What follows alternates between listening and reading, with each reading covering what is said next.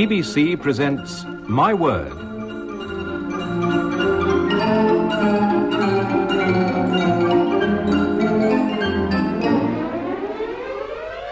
And here to introduce the programme and the panel is Jack Longland.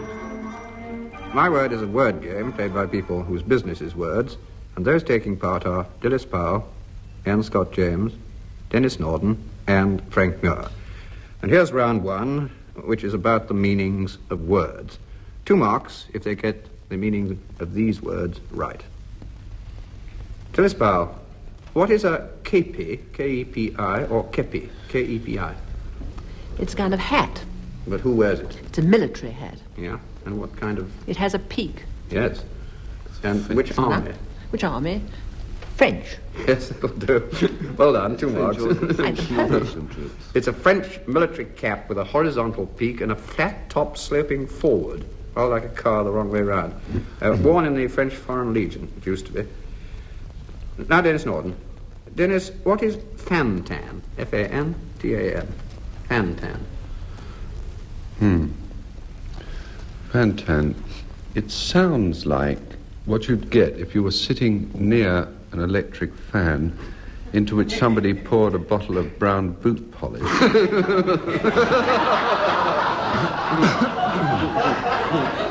I believe it's actually a Chinese game of cards, isn't it? They play it in Saxe Roma stories. That's it, yes. 2 marks it is. Chinese gambling game. The original form concerned coins rather than cards, and they put them under a bowl. You had to guess how many coins there were there. But there is a version played with cards. 2 marks. And Scott James, what is a crèche? Oh, it's a place where there's a lot of caterwauling. Well, that might be a sort of cat's home or something. Well, it's a nursery for tinies, either infants or tiny tots. Yes, it's a public nursery for infants whose mothers are out at work. Frank Muir, I think this is harder. What is a lev? L-E-V. A lev, sir. A lev is... A what? That's there, L-E-V. Lev. Lev. A lev is what a schoolboy at Eton College goes to when he's being excused.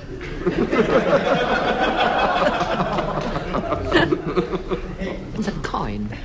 The what? A coin. Don't be ridiculous. It's a coin. It's a coin. But don't be marvellous. It's what he puts in the thing when he goes to a public live. Yes, and which country? Well. Let's run through them. Hungary. Can't think of We're it. getting very close. No, not Next, Czech. go eastwards. East. Oh, east and south. East and south, sorry. Mesopotamia. I'm going back a bit I'm now. helping you. Albania. No, that's west. I'm going to give you 1.5 marks for ingenuity You've and got it in time. bravery and various qualities. You've got it. It's a unit of money in Bulgaria, which was formerly equivalent to the franc, and as everybody knows, of course, it's equivalent to 100 stotinki. Oh, naturally. Well, before we start round 2, I give each team a quotation for them to write down, and the 2 women members of the team will go on, I hope, studying those quotations. And at the end of the programme, I shall ask them the source of the quotation. Now, here for Dilys Powell and Frank Muir, oh, east is east, and west is west, and never the twain shall meet. And Anne Scott James and Denis Norden, your quotation is, my head is bloody but unbowed. And at the end of the programme, I shall ask Frank and Denis to give me their ideas of how these came to be said or written. Round 2 is about classical mythology. 2 marks for correct answers. Dilys Powell, who is Phaethon? He was the one who got mixed up with driving something, didn't he? Indeed. He had He a tried carriage named to after drive him. the horses of the sun. Yes? Whose son? What happened? UN. and they got out of control. Yes. And that was the end of him.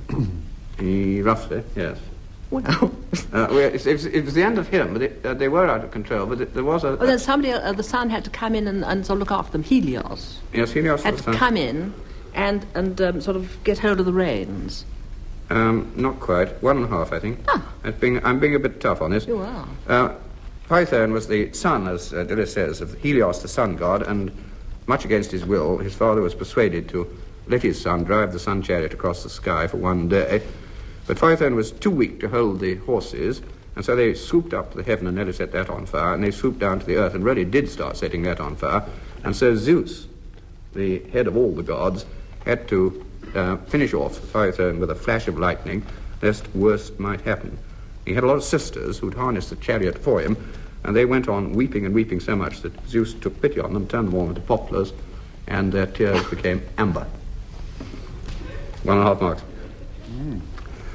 Denis Norden, who was Typhon? Typhon. Well, he is sometimes called Typhoeus. Is he? Well, that's what happens. Moving it. Typhon. You're prepared to be very tough on this, aren't you? He was a foreigner. He was a Greek sea god who lives today in the phrase Typhon the ocean wave.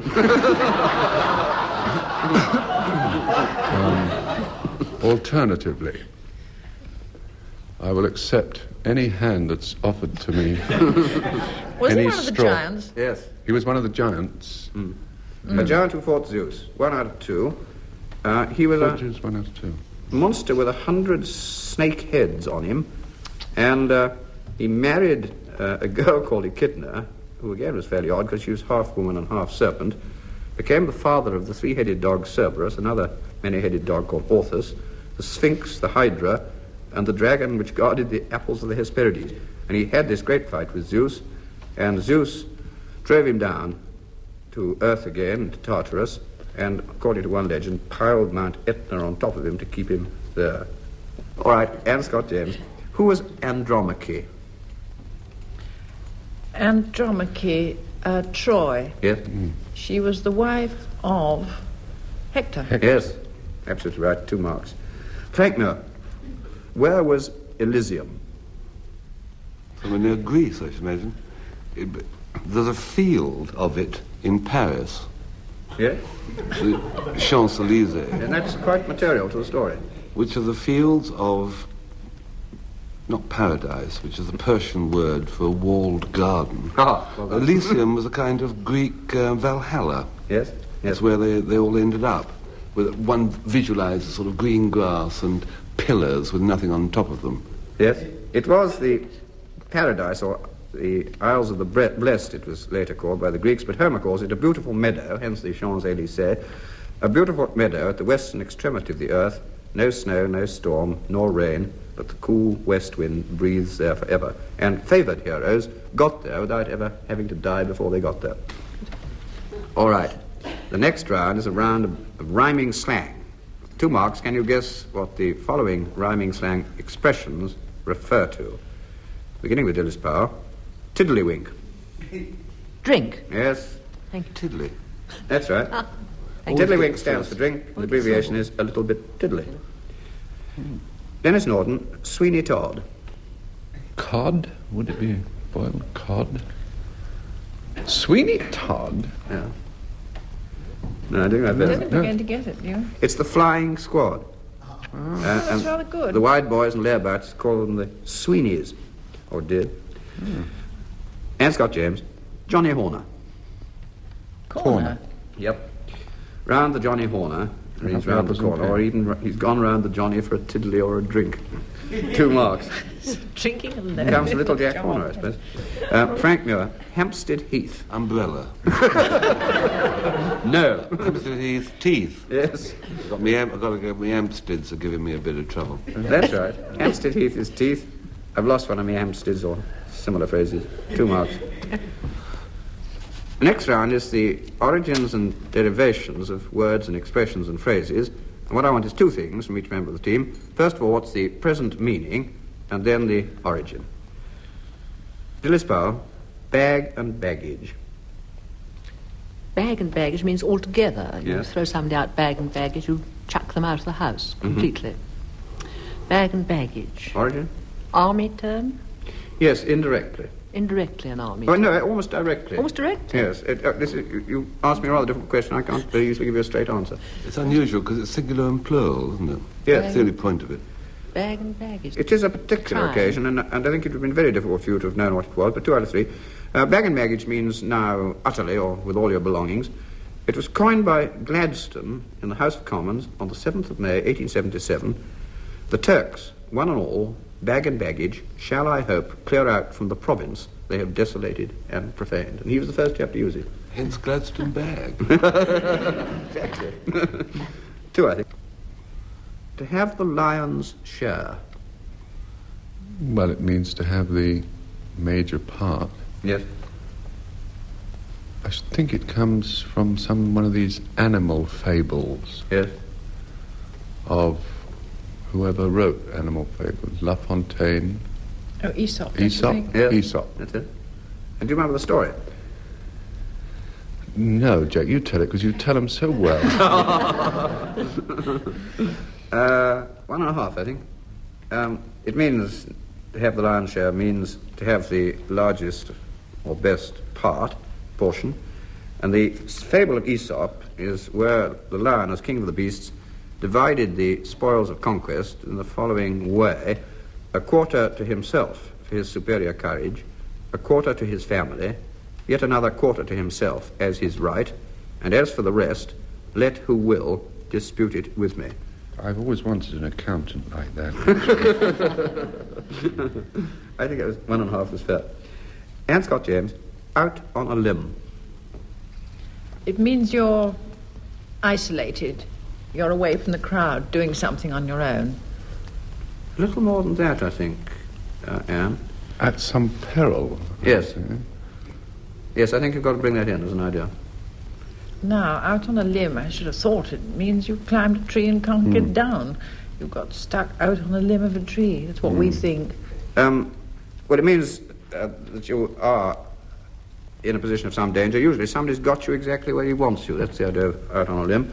And it is exactly what it says. If you've climbed a tree and you've climbed along one of the branches, if somebody's coming after you, you can't get back because he'll get you. And if you go further out along the limb, the branch will break. And so it will if he saws it off. So there it is. You're stuck. Frank Muir, in the swim. Means that you're in the centre of things. Yes. You're loitering with intent in the corridors of power. And from? And from. Derivation. It's nothing to do with mixed bathing. Not human mixed bathing, no. In which case it's probably the angling term. Yes, it is. Where the swim is usually a kind of narrow part of the river, or a placid part after a kind of Venturi effect in the river, where the food gathers and most of the fish gather too. You're absolutely dead right. Well done. 3 marks. Not just a pretty voice, you know. A quickie round of abbreviations and initials, 2 marks for getting them right. Dilys Powell, RCO. Royal College of... Organists. Yes. Royal College of... Royal College of Organists it is. 2 marks. Royal College of... Denis Norden, SRN. State registered nurse. Yes, quite right. To be distinguished from a state-enrolled nurse, I'm told. Anne Scott James, VHF. Very high frequency. 2 marks. And Frank Muir, WO. Wobanobi. Women only. The Walthamstow Observatory. In the RAF warrant officer. Yes. War Office. Yes, that'll do. All right. You get your 2 marks. Oratorio. Society. That'll do. War Office and Warrant Officer are the most usual of the list that Frank gave you. Ask me another. I have done quite a lot of others. Well, now we come to the last round and go back to those quotations I gave the teams earlier in the programme. For 2 marks, Dilys Powell, can you give me the origin of your quotation? Oh, east is east, and west is west, and never the twain shall meet. It's a poem by Kipling, Rudyard. Yes. Rudyard Kipling, oh, east is east, and west is west, and never the twain shall meet. The Ballad of East and West. It's quite a simple title. Now, Anne Scott James, the origin of your quotation. My head is bloody but unbowed. Well, we have consulted our quotation, and we think it is by Henley. Yes? Title? Invictus. Invictus. That's right. W.E. Henley, poem called Invictus. In the fell clutch of circumstance, I have not winced nor cried aloud. Under the bludgeonings of chance, my head is bloody but unbowed. Too much. Well, now I shall ask Frank and Denis to give me their explanations of how these quotations came into being. And on this occasion, the marks will go to whichever incredible explanation receives the longer amount of applause from the audience here in the theatre. So back to Frank Muir and his quotation, "Oh, east is east, and west is west, and never the twain shall meet." I want to talk to you tonight about your drains. Now, I'm really qualified to talk about drains because the village where I live, Thorpe, in Surrey, we're not on the main drainage system. We're not a member of the effluent society. We still have the old septic tank arrangement. I'm a bit of an expert on this because ours has gone wrong. And I reckon locally, round about the Thorpe area, as being a bit of a drain brain. Now, the other week, my drain from the kitchen sink got blocked up, you see, and I put my brain to this. Now, you know, in the past, I've given you the benefit of many of my inventions. Well, tonight, I'm going to tell you how you need never have any more trouble with blocked drains again. It's the detergent what does it, you know. It's the detergent. It sort of makes a sort of white pastry thing inside the pipe. And anyway, I've got a device for passing down the pipe, which is called a sweeps machine, which is rather sweet. It's not a machine at all. It's a bundle of canes. And I screwed those together the last time my drain blocked up, and it extended 30 feet, and I pushed it through and managed to remove the obstruction, which happened to be an old Wellington boot. And I found that all the brass had locked together, and I couldn't unscrew it, so I left it out, and it all went rather rigid.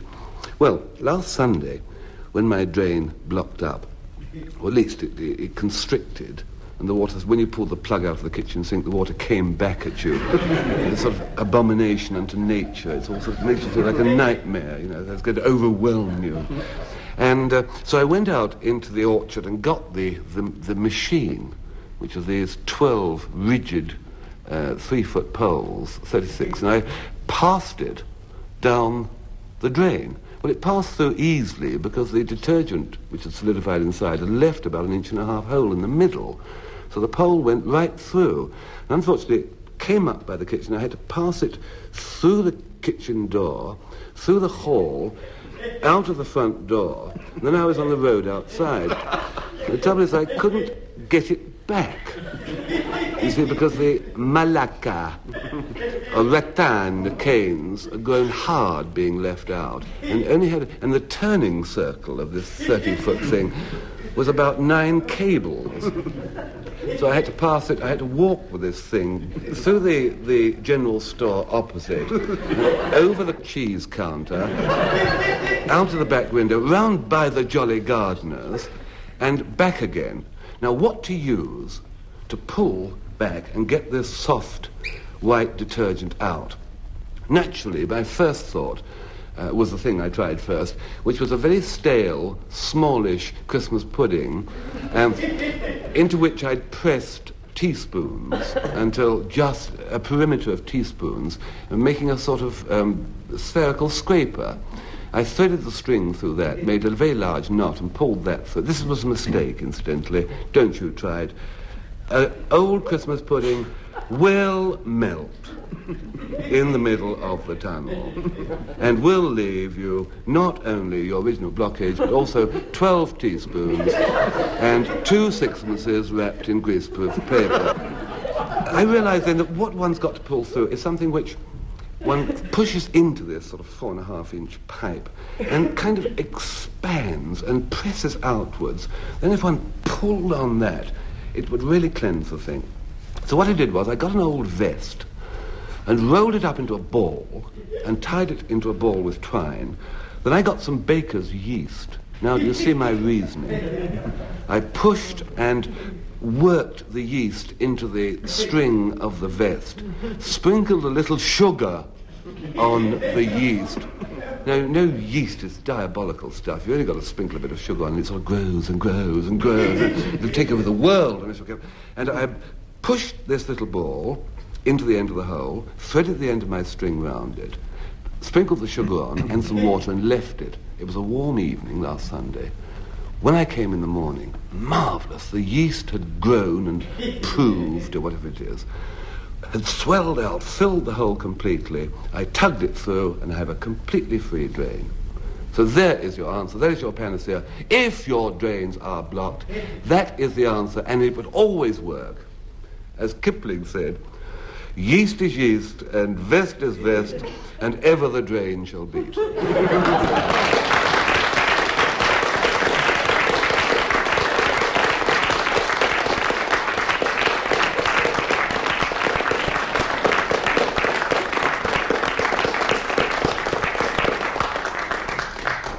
I do hope that no sanitary inspectors listen to this program, otherwise Frank's house will be declared uninhabitable. Well, now back to Denis Norden, and if we remember, his quotation was, "My head is bloody but unbowed." I have, in my time, written many musicals. Oh, mind you, when I say in my time, they were generally written in somebody else's time. During my civil defence class or mowing Mr. Muir's lawn. But I've always been very unlucky with them because somehow the ones that I have written, somebody else has written earlier on more or less the same idea. For example, my first was called My Fair Gentleman, which just did the rounds and came back. Then I did this one called The Queen and I didn't even look at that. Then there was one I did called South Atlantic. That had possibilities. The last one that I did had been written before by two people. I called it Maggie Poppins. Actually, it was about this lovable, golden-hearted trollop who descended from the sky on a magic umbrella onto a seaman's mission in Liverpool. But they quibbled, you know. They quibbled about him. So you can imagine my excitement when I heard that a certain Mr. Lionel Bart was having trouble with his musical, which is based on the life of Robin Hood and was called Twang, because I had written a musical based on the life of Robin Hood, which I called, by a strange coincidence, Godoying, which I thought was much sexier. And I sent this one off to the management as a suggestion that it might have some help, because I do believe, quite sincerely, that my version, my Godoying, brings an entirely new concept to the whole legendary myth of Robin Hood, in that it is completely filthy. Now, I honestly think that the theatre today needs filth if it is to meet the challenge of television. Now, my Godoying has 3 songs which are made up practically completely of a rhythmic repetition of the more mucky of the 4-letter words which we use in our everyday conversation. One of them is a waltz, actually. I don't know if you've ever tried saying it as a waltz. I don't. If you like to, among yourself, just say it to the tune of the Blue Danube, and you'll get the effect, which is at once earthy but lyrical. I have it as the big boy and girl love duet in the first act, and then she sings it by herself later when she thinks he doesn't love her anymore, and he goes off, and this orchestra plays it very softly in the background. She says, "Listen, they're playing Our Word." And she just sings a bit of it, and then she's overcome by sobs and runs off. It really is a moment of theatre, which I do recommend if it ever comes round your way, which it won't now, unfortunately. I had another one of these 4-letter songs done as a ballet, actually, and that is tremendously effective. But they won't have it. I got this letter back from the management, unfortunately. I'm being pretty brave about the whole thing now, but it was a shock, which said, they were returning the play because it'd been scorching his desk and so on. And they're very sorry. They'd have liked to have used it. They applauded the essential filth that was contained in it, but they didn't think the public would accept it as an example of Mr. Bart's work, which is more or less where the situation ends. To sum up their letter, more or less as W.E. Henley put it in his big hit song Invictus, my hood is bawdy, but unbart.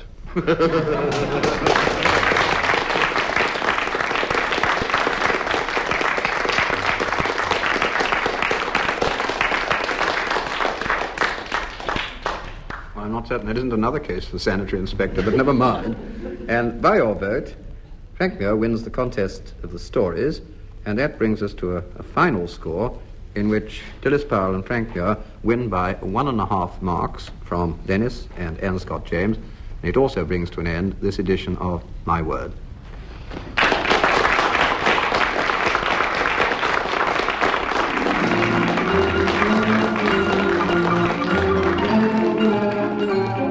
In My Word, you heard Dilys Powell, Anne Scott James, Frank Muir and Denis Norden, introduced by Jack Longland. The programme was devised by Tony Shryan and Edward J. Mason and presented by the BBC.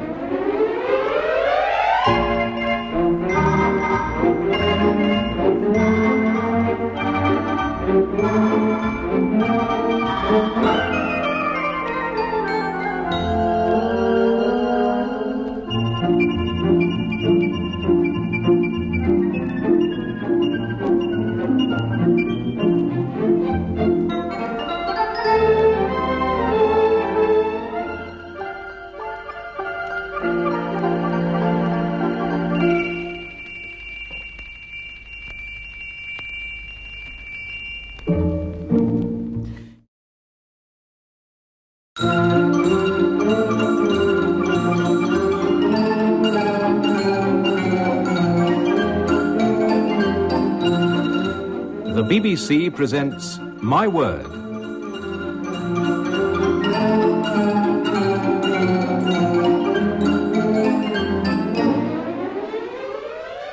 And here to introduce the programme and the panel is Jack Longland. My Word is a word game played by people whose business is words, and those taking part are Dilys Powell, Anne Scott James, Denis Norden, and Frank Muir. Round one tries to test their vocabularies. 2 marks if they get the meaning of these words roughly right.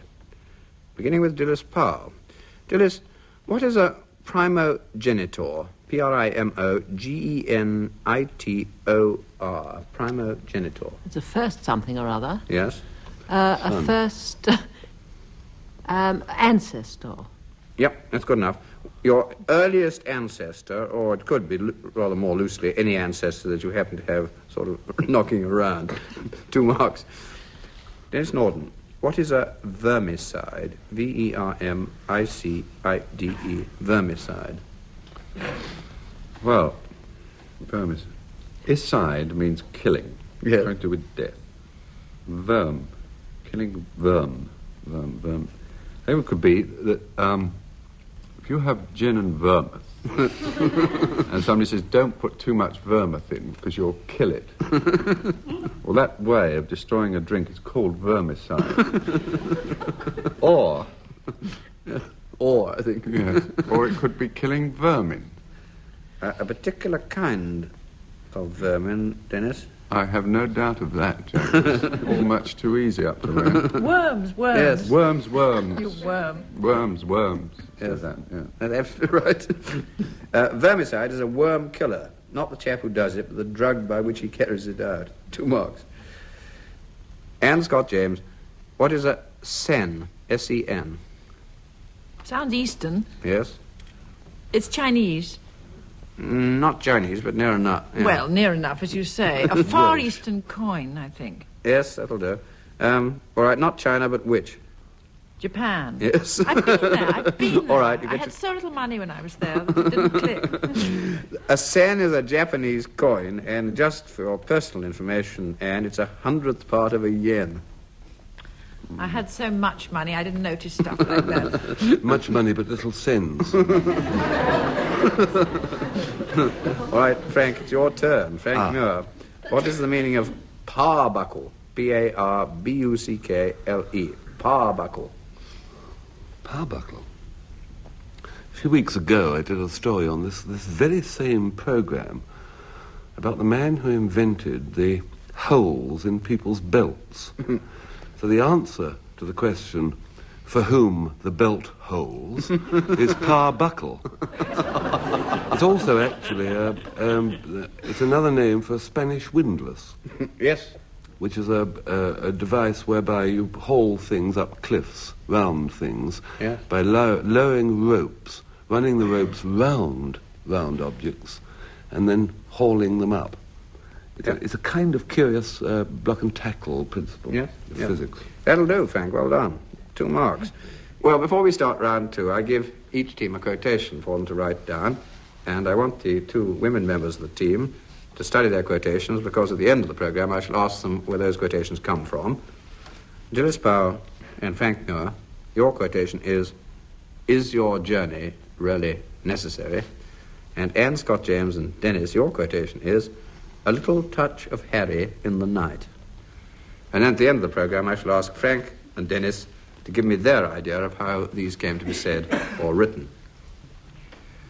And so on to round 2, which is about legends and mythology. 2 marks if you get a right answer. Dilys Powell, who killed the Gorgon Medusa? Zola. Perseus. Yes, and do you remember what sort of help he had in doing it? Oh, Athena helped him. Yes. And gave him a Book token. She gave him a helmet which made him invisible. Or Yes, something, yes, quite right. I think. I think that'll do. 2 marks.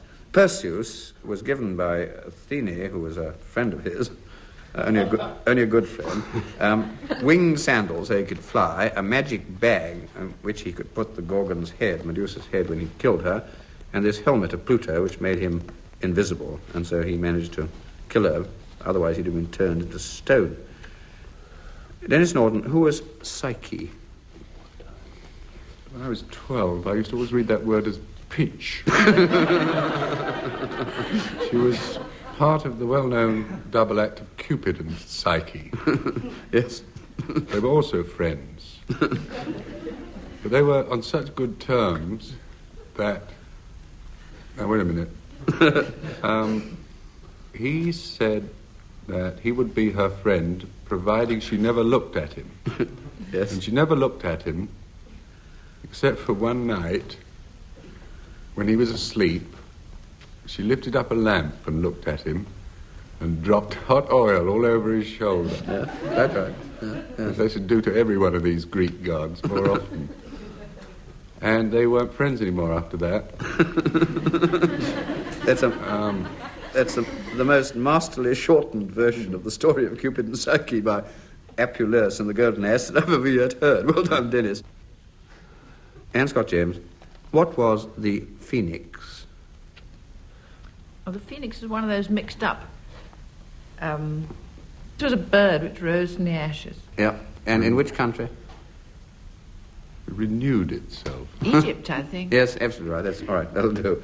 The phoenix was the fabulous sacred bird of Egypt, which came to Heliopolis, the city, every 500 years when its father was about to die. There was never more than one phoenix at a time, which distinguishes it from most other birds.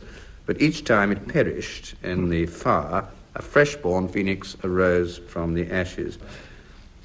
Frank Muir, what was the palladium or palladium? It's a metal, for one thing. It's a rather rare metal. Yes. Palladian is a type of architecture around the villas of Venice. This is mythology rather than architecture. It's something to do with Athena, Yes. Pallas Athene. Yes. It was something which she used, or was her breastplate. or something of the sort. Well, it might have been, yep. One of Well, them. it might have been, then that's good enough. One of the pair, I would have Yes. presumed. Yes, you're thrashing about rather desperately in Greek mythology, and I'll give you half a mark. I'm not. I'm standing back here aloofly. Or was it a kind of summing up, nothing to do with a thunderbolt? No. No go. No, it was an old carved image, either of Athene herself or of a girl called Pallas, whom Athene unfortunately had killed by mistake. And it was preserved as a legendary image at Troy because they thought that once it was taken away from Troy, Troy would fall. And therefore it was stolen during the Trojan War by Diomedes with the help of Odysseus. And after that, a good deal later, several books later, in fact, Troy did fall. Well, now around about rather curious expressions which came into use during the last World War or were imported round about that time from America. 2 marks if you get them right. Beginning with Dilys Powell, your word is southpaw. Southpaw. Means a left-handed boxer or cricketer or something. Anyhow, it's left-handed. Yes. Or rabbit. Or rabbit. Anyhow, it's a left-hander. Yeah, I think that'll do. Do you remember the game it originally came from? Baseball. Yes, well done, Dilys. Jolly good. 2 marks it is. Denis Norden, snazzy. S-N-A-Z-Z-Y. Well, it means sort of very smart with it. Yes. I don't know what it comes from the least, but you're dead right. You'll get your 2 marks. Snazzy is in the fashion or with it. And Scott James. To tickle the ivories. Tickle the ivories means to play the piano. Yes. Absolutely right. 2 marks. It means to play the piano. Frank Muir, in a pig's whisper. In a pig's whisper. Presumably it means gently, No. softly, slowly, or Loudly. No, he's getting there. quickly. Yes. Stick to that one, Frank. Quickly, you're going back a bit. This isn't contemporary slang. No, it isn't. I think that's good enough because you've spotted 2 things about it. First of all, it means very quickly or immediately. At the time a rather small pig takes to make a rather small grunt, I think is the idea. It is a bit of American slang, but Frank was right in saying it goes back much further. It comes in Pickwick Papers of Dickens. You will find yourself in bed in something less than a pig's whisper, which is said by a friend of Bob Sawyer's to Mr. Pickwick. 2 marks. Well, now a round of origins and derivations. 3 marks is the maximum. If members of the team can define both what the phrase means now and then give me the origin and derivation of it, how it originated. Dilys Powell, to make no bones about it. Not to make a fuss about it, to do it readily and willingly. Yes. Make no bones about it. Make no bones about it. And originally? Playing with the bones outside pubs, in the street, or whatever it was. No, that isn't right. There's a game you play with bones. Yes, what are bones? Bones? What are bones? It's kind of dice. Yes. Difficult. I don't believe this is the right explanation, but I'll give you 1.5 give it. out of 3. You were quite right in saying what the present meaning is, that doing or saying or accepting something without hesitation. But the most probable explanation is that it wasn't quite exactly the same phrase, but to find no bones in it, which meant that you could swallow it without difficulty. Denis Norden, to have a nightcap. He's a last drink before turning in, old Yes. chap. And originally? Originally, there must a nightcap be a drink. Well, I'll tell you why. It was before there was electricity. Yes. You see. And if you wanted to take a drink up to bed, and you had to carry these great candelabra, you had a candelabra in each hand. The only way you could carry the drink up was put it on your head. So from then on, last drink at night was known as a nightcap. Now, there is doubtless some other explanation put forward for this. Not being quite literal enough, Denis. Well, they didn't wear it the all last night. thing you grabbed. Yes, a nightcap kept you warm in bed. It was yes, surely. Yes, you're home and dry, I think. It now means, of course, having a last drink before going to bed, and it comes from the days when people did wear nightcaps, and it was thought that you slept better if you wore a nightcap, particularly in the days when people wore wigs in the daytime and their heads were shaven and therefore got jolly cold in bed at night. And from that, the phrase grew, so that, first of all, wearing a real nightcap ensured a good night's sleep, and very much pleasanter. The modern idea is that if you have a good stiff drink, you'll sleep better too. Now, Anne Scott James, the lotus eaters. Well, one doesn't use the phrase now. Well, lotus eaters now means somebody who's just idle and idles away the time. It's not entirely only idle. Lazy and sleepy, yes, I would have thought. Most of that. Well, let's go back. Yes, it go comes back, from the go back, yes. lotus eaters of the Odyssey, Yes. who simply slept and dawdled their life away and were very foolish and very lazy. But they ate. They ate the flowers of the lotus, the leaves of the lotus. Yes. Nowadays, people will devote themselves both to idleness and luxury and don't bother about the world as it whirls round them. Sort of ostriches, very rich ostriches with their heads permanently in the sand. And in the Odyssey, as Anne quite rightly says, they lived on this island where they ate the lotus plant and forgot their friends and their homes and all desire to come back to their native land. Odysseus had a frightful job getting them away from there. 3 marks. Frank Muir, parasite. Parasite is somebody who lives upon the endeavours of somebody else. Yes. And a bloodsucker, somebody who has no kind of aptitude himself and exists by using other people's. And originally? Well, surely it's a word for insects, isn't it? That have parasitic habits. Yes. Like fleas have littler fleas to bite them and so on, ad infinitum. Yes, I think that'll do. 3 marks it is. Nowadays, a sponger or hanger-on who flatters other people to get a living at their expense, and also, of course, botanically or zoologically, an insect or plant, which has rather similar habits. It comes from 2 Greek words meaning eating alongside somebody else's food, roughly, eating at another's table. And from this, it not only was used to describe parasitic plants and insects, but also human parasites, and judging from Greek literature, there are a fair number of those about. 3 marks. Well, now we come to the last round and go back to those quotations I gave the 2 teams earlier on the programme. For 2 marks, Dilys Powell, can you give me the origin of your quotation? Is your journey really necessary? It was a poster during the last war. Who for and about? About the British Railways. Yes, I don't think it was called British Railways then, but it was a railway poster in the war years 1939 to 45, trying to save travelling time and space. 2 marks. Now, Anne Scott James, the origin of your quotation, and if you remember, this was a little touch of Harry in the night. Well, it's not a music hall song. I think it's Shakespeare. Yes? Henry the Fifth. Yes, quite right.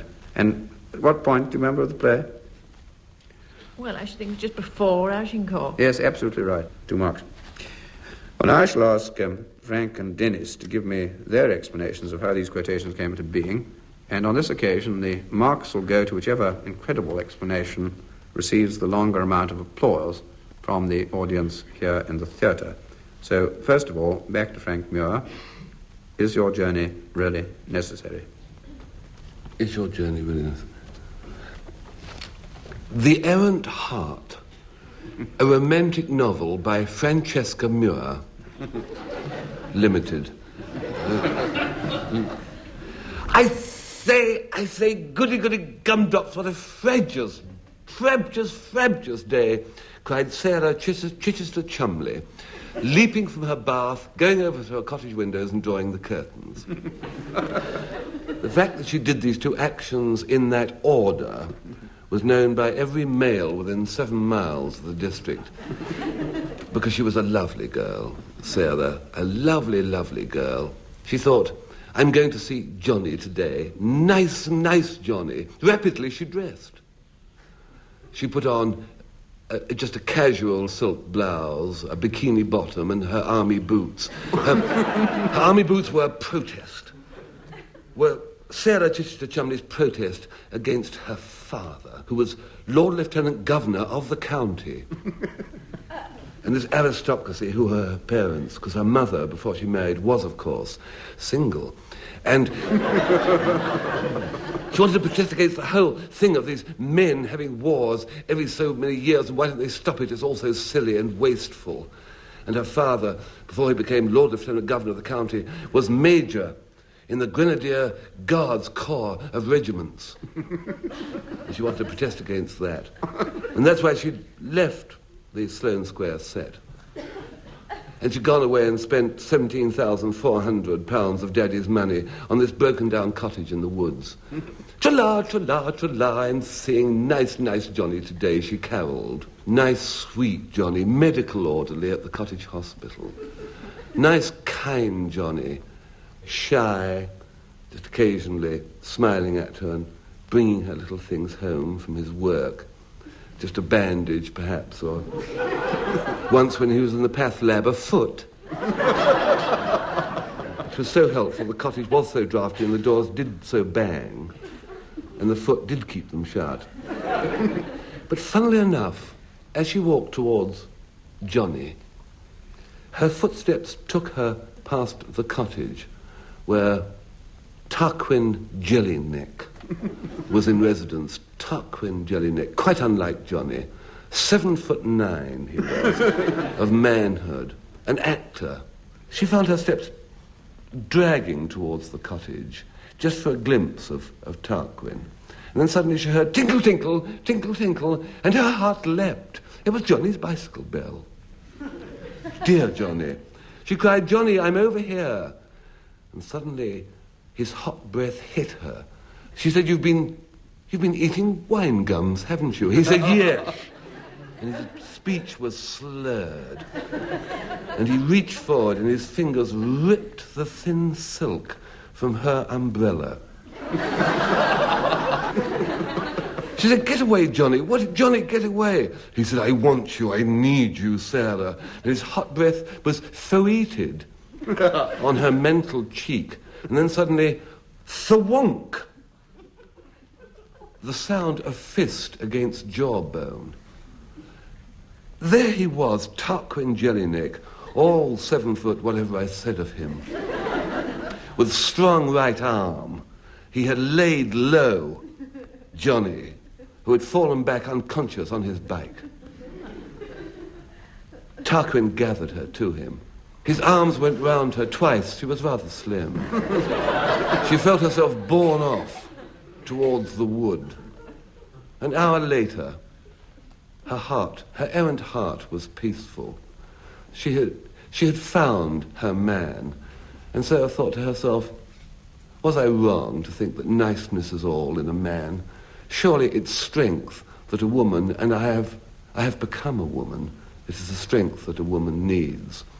And as if he had read her thoughts, Tarquin said, Goose. He said, ever since I knew you were going out with that Johnny and you thought he was nicer than I am, I've always wanted to put the question to you. And she said, what question? Tantalizingly, the tip of her tongue appearing between her teeth, like the stuffing in an olive. What question, she said. And he said, his mind going back to a railway poster he'd once seen during the war. He said, is your Johnny really nicer, Sarah?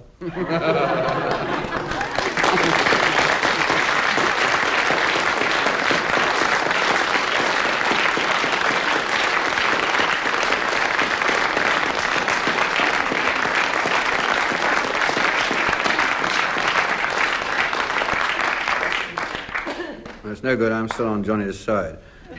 When we go back to Denis Norden, if you remember, his quotation was, a little touch of Harry in the night. Surely one of the most eloquent lines in the whole treasure trove of English literature. I was reminded of it recently because I was conducting a campaign against an abuse of the English tongue. because I found that our language was being abused not just by people who may not know better, but by none other than a government authority, and abused daily several times. It happened when I tried to find out the time on the telephone. Now, in England, if you want to find out the time, you dial TIM on the telephone dial, and there's a click, and a voice says, "Isley, at the third stroke, it will be 3 minutes, 10 seconds. And there's a little pause. He says, "At the third stroke, it will be 3, 10, and 20 seconds.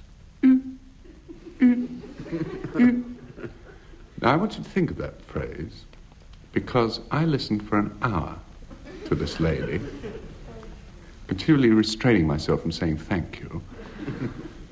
And you noticed that although the time changed every time she spoke, she never once said the same time twice, the phrase didn't. At the third stroke, and then, and I thought to myself, by what right does she call an a stroke? A stroke is a chime, a peal, a doing, never a Would Falstaff have said, "We have heard the at midnight"? I got so incensed that I wrote immediately to the Postmaster General about this, and 8 weeks later I got a letter back. "Dear Mr. Norden, sorry to be so late in replying, but I've only just got your letter.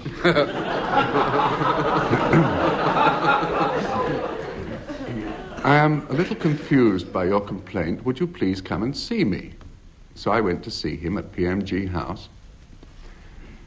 And he said, "What can I do for you?" I said, "Your girl on the Tim is saying stroke for an E." And he moved back. And he said, "I think you'd better see my PPS. He's wanting something to do." So, this is just up his alley.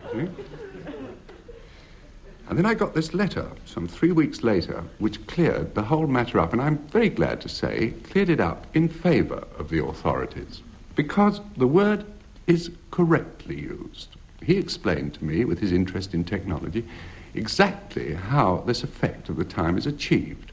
You see, the lady makes that noise herself. She says at the third stroke it will be 3, 10, and 10 seconds, and she goes, and it is achieved by having another post office official, one Harry St. John Oggins, who sits beside her, and as she finishes her statement of the time, touches her very lightly with a feather duster. So the use of the word stroke is justified in its other form as a verb, because it does indicate a little touch of Harry on the right.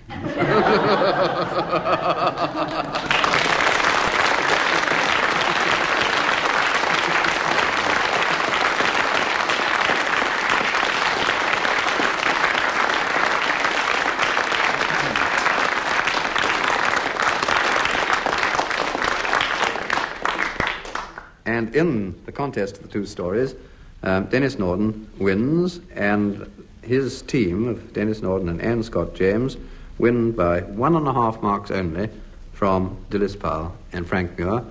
And this also brings to an end this edition of My Word.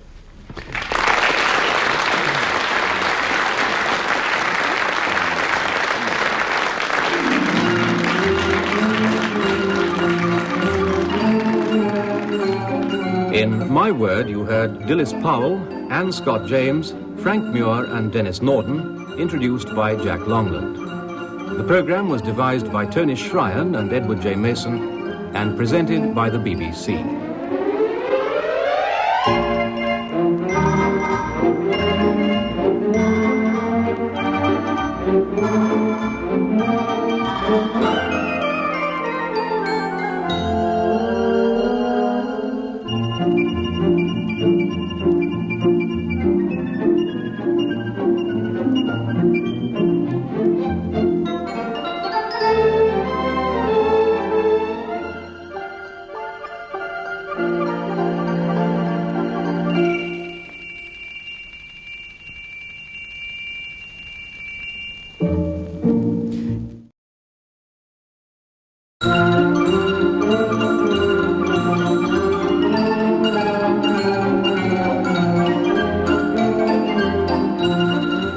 The BBC presents My Word.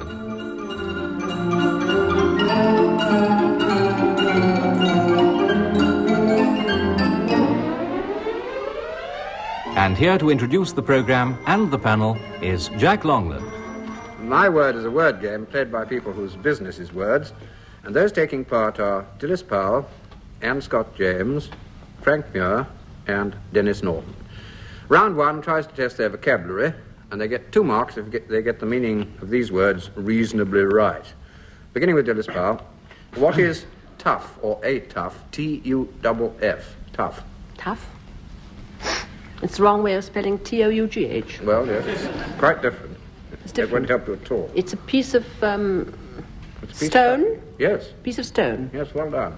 Can you, It's a piece of volcanic stone. well done. You'll get your 2 marks straight away, Dennis.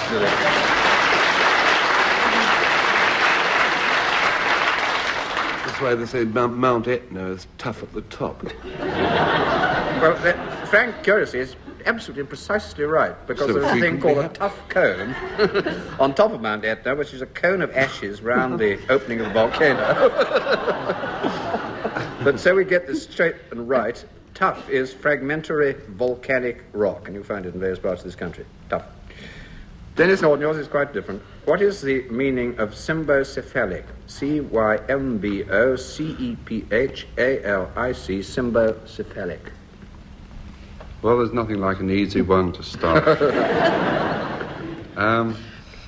Well, cephalic is a suffix which has something to do with the head. Yes? So it's somebody who's got a head that is rather symbo, or shaped like a symbol, preferably a cephalic symbol. It's something that, some kind of head shape, the faintest idea. 1.5, I think, Dennis, for fighting our way nearly all the way to your goal. It is, in fact, boat-shaped, if you've ever seen a chap looking like that, with a long and narrow head. Anne Scott James. And what is a tricar? T-R-I-C-A-R, tricar.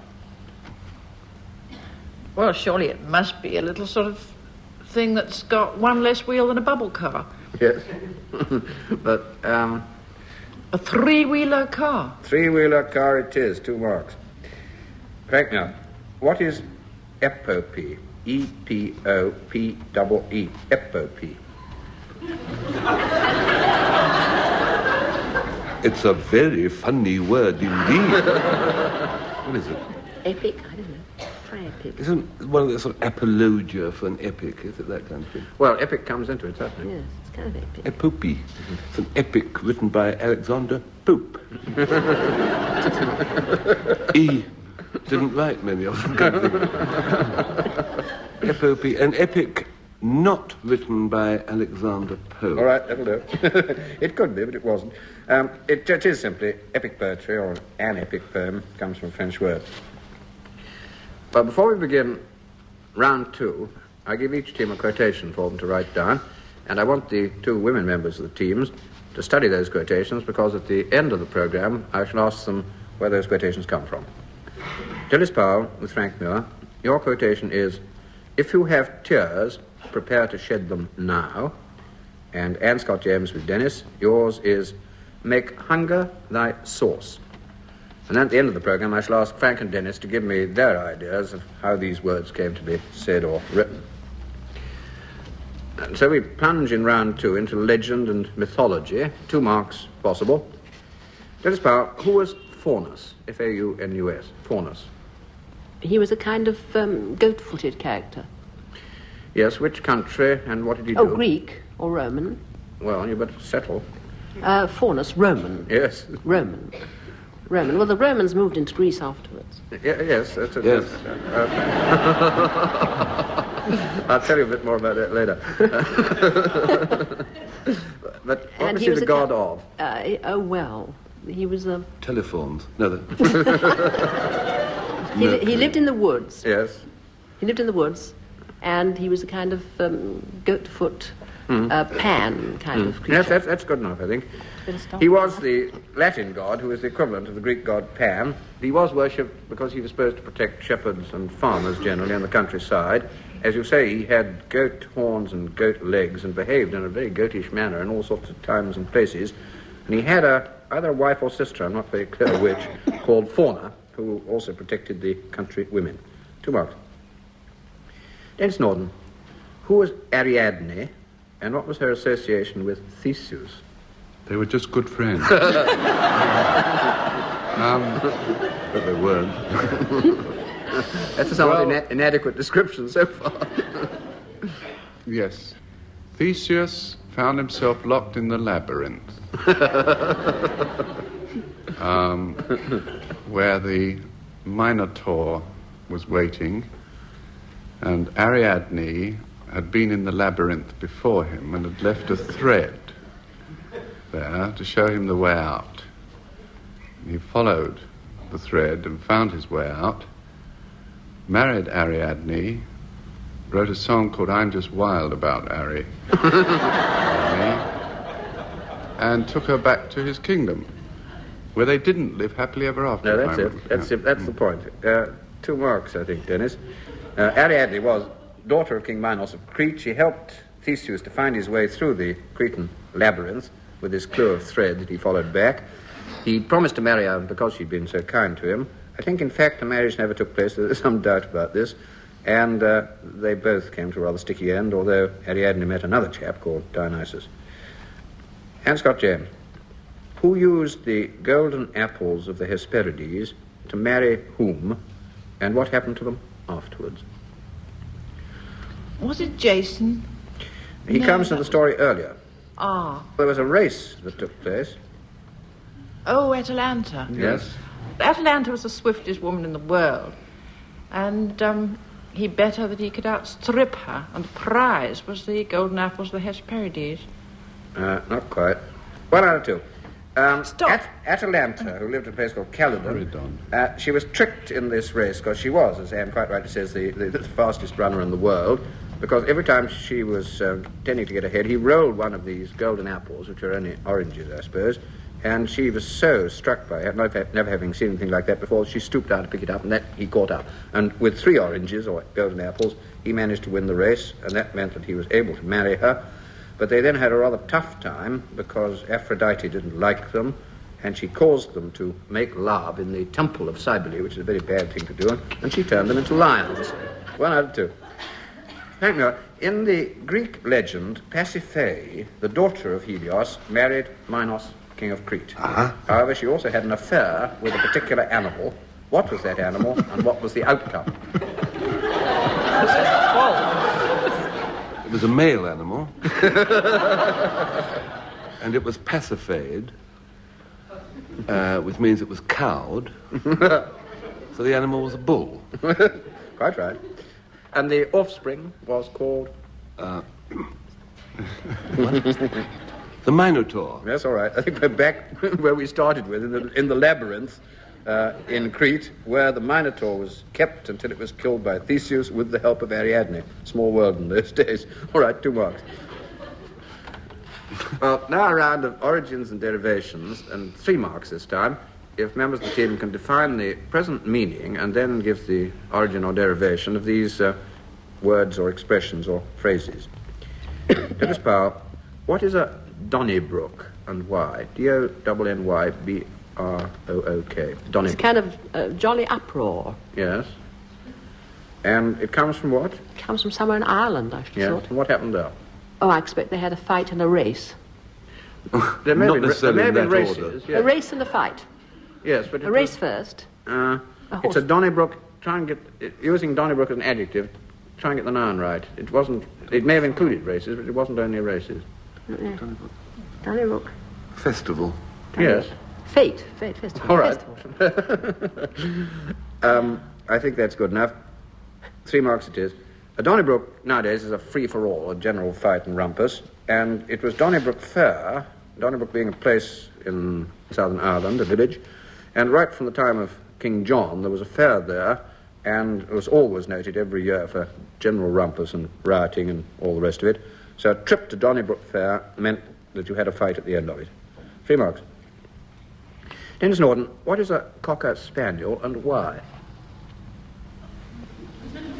That's a very sort of existential question. It's a dog, you know. And why? Oh, yes, Spaniel. Spaniel was Espanol, yes. Wasn't it? Yes. The word Spaniel means Spanish, so it was a Spanish cocker. Yep. Yes, but it was a working dog, Dennis. What did it work at? Worked at intervals. Flashing out I mean, this is what they're all on about, isn't it? Well, it worked at birds, Yes, woodcocks, cockers. Yes. Yes. Woodcock. Woodcock. You got there, Dennis. It springs the woodcock. Yeah. Cocker Spaniel, a game dog, which is widely used because of its particular ability both to start and to retrieve game birds, especially the woodcock, and that's the cocker part of the name. And as Dennis quite rightly says, Spaniel, Espanol, really means Spanish dog, because at that time the Spaniards were regarded by the brutal English as servile and fawning and submissive, and the dog's air was supposed to have suggested that, which I think is very unkind to Cocker Spaniels, which are really just docile and affectionate creatures. 3 marks. Anne Scott James, supercilious. Supercilious means snooty and looking down on people. Yeah. And it means, literally, it comes from the eyebrow, doesn't it? And what do you do with them? Sur-ci is well, I suppose it comes is the French for an eyebrow. Yes. You raise your eyebrows. Yes, absolutely right. 3 marks. Frank Muir, at one fell swoop. Oh, means achieved with a single mighty effort. Yes. With one stroke. Yes, with one bound. Yes. It's sort of instantly and suddenly and mightily and... That's right. Yeah. Briskly That's all. and- Yes. And it comes from what? I think it comes from hawking. Yes. And what happens? Well, the bird of prey descends upon the bird of non-prey, or the rabbit or the bull, depending on the vertical strength of the swoop, upward swoop of the bird, and gets it with its talons in one swoop. Yes, absolutely right. Well done. 3 marks.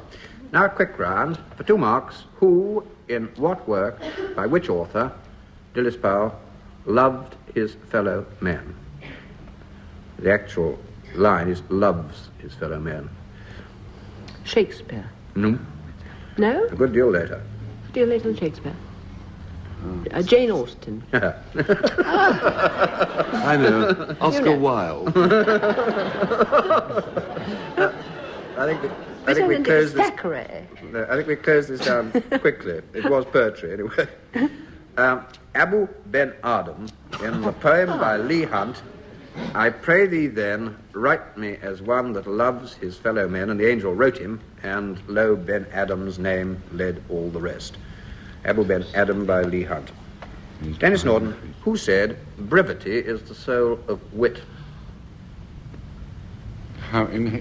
It's in Hamlet. Yes. Polonius says it when he's telling the Queen that Hamlet is mad. He goes on at tremendous length, yes, and then himself says, but brevity is the... Absolutely right, Dennis. Well done. 2 marks. Anne Scott James, who was Jean Valjean? Was somebody French? Good start. Man. Is a shrewd... A man. Man, yes. Now, this gives us a choice of... Les Miserables. Victor Yes. Hugo, isn't it? Yes. Les Miserables. Yes. And who was he in that? Do you remember who he was in the book? A French man in Les Miserables by Victor Hugo. Yes, he's there. All of that, yes. All right. He's hero of it. He was the escaped convict who gets caught out at the end in Victor Hugo's Les Miserables. Frank Muir, who said, when you call me that, smile? It's a kind of cliche of Wild West Yes. pictures and probably Wild West novels, and I should think it's Zane Grey. Earlier than that, it's the book called The Virginian, which is, again, a sort of proto-Western, a book by Owen Wister, and there's a card game, a game of poker, I think, yeah, in the middle of the book, and a character called Trumpus says to the Virginian, who is the sort of hero, your bet, you son of a so-and-so, and the Virginian's reply is, when you call me that, smile. And now we come to the last round, and go back to those 2 quotations I gave the 2 teams earlier on in the programme. For 2 marks, Dilys Powell, can you give me the origin of the quotation, "If you have tears, prepare to shed them now"? Shakespeare, Yes? Julius Caesar, Yes. Mark Antony speaking over the body of Caesar. Speaking to the Roman crowd over the corpse of Julius Caesar, Shakespeare's Julius Caesar, 2 marks, well done. And Scott James, now the origin of yours, "Make hunger thy sauce." I can't be very specific, which I probably ought to be. I think it was just the sort of proverb with which the rich used to try and make the poor content with their lot. Just an old saw, S-A-W, not S-O-R-E. It's an old proverb, I'm pretty sure. It comes in the 16th century collection by Thomas Tusser, which for some reason best known to him he calls 500 Points of Good Husbandry. And it runs, "Make hunger thy sauce as a medicine for health." Well, now I'm going to ask Frank and Denis to give me their explanations of how these quotations came into being. And on this occasion, the marks will go to whichever incredible explanation receives the longer applause from the audience here in the theatre. So, back to Frank Muir, and his quotation, if you remember, was, "If you have tears, prepare to shed them now." I don't really like using this program to pass personal messages to my friends, but I would like to seize this opportunity of explaining to my friends and acquaintances throughout the listening world, really and truly, why I never go mixed bathing. And it's quite simply because the ball fell out of my ballpoint pen on my wedding day. My friends often say, "Why do we never see you stripped in public?" They don't actually use those words, but when they ring up for asking me to a party or something, they say, "Why have you always got so much on?" But they,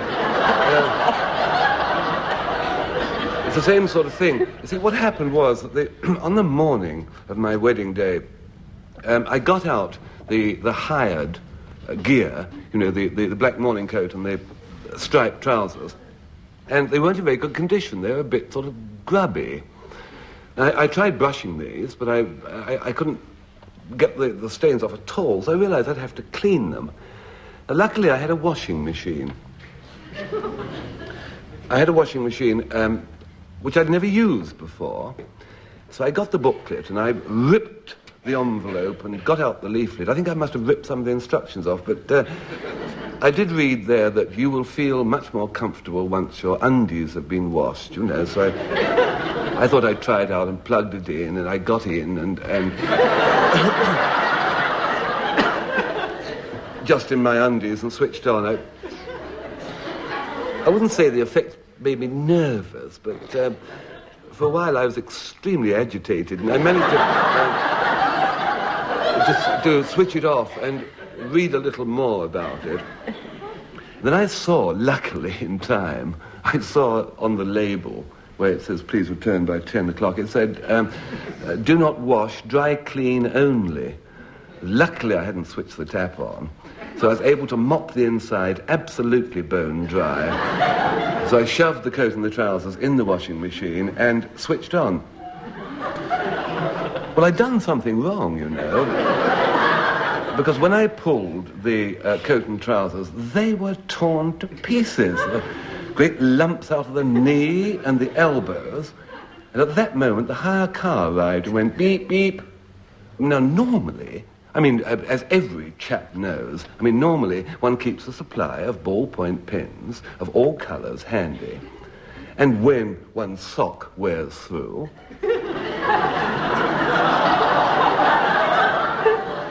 one then inks in the appropriate area with the appropriate colour. There's no trouble. One carefully shades in an elbow or a heel, and there's nothing to it. But my black ballpoint pen, the ball had come out of it, and I couldn't use it. I was in despair. And suddenly I thought, Mr. Thwaites. It was like Eureka all over again. Mr. Thwaites. Mr. Thwaites is a chap in our village, and he's a retired tattooist. He still keeps it up a little. He's a sort of visiting lecturer to the Royal School of Needlework. So I rang Mr. Thwaites and said, "Mr. Thwaites, get here immediately with needle and black paint, whatever you use." So Mr. Thwaites hurried round, and what he did was he tattooed me where my trousers were torn, and did it most beautifully, inking in the little black stripes to coincide with the stripes of the trousers. And he inked in my torn elbows. The trouble is, of course, that it is there for posterity. And that is really why I can never go mixed bathing anymore, because when I take my clothes off, I've got little bits of tattooed trouser on my legs and little bits of tattooed coat all over me where the rents were. So that's why I say to you, gentlemen, do please, whatever you do, don't fall into the trap. Always keep this set of coloured ballpoint pens. Now, if any of your clothes are torn, select the appropriate colour and prepare to shade in the appropriate areas of skin. And don't delay, gentlemen, I beg you. In the words of Mark Antony, if you have tears, prepare to shade them now.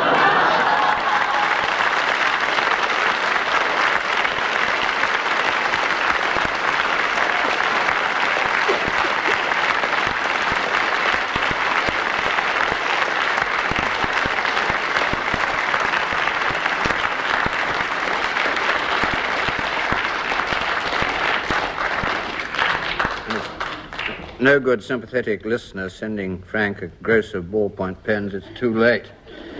So now we go on to Denis Norden, and if you remember, his quotation was, "Make hunger thy sauce."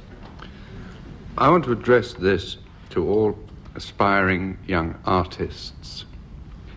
But before doing so, I'd like you to think about something which has nothing to do with art, and that is a very serious problem. It's the problem of world surpluses. Now, we've all known that there is a world surplus of wheat. We read in the newspapers about a world surplus of coffee, of maize, of ground nuts. I would like you to consider that there is one surplus problem which is bigger than any of these. And that is wire coat hangers.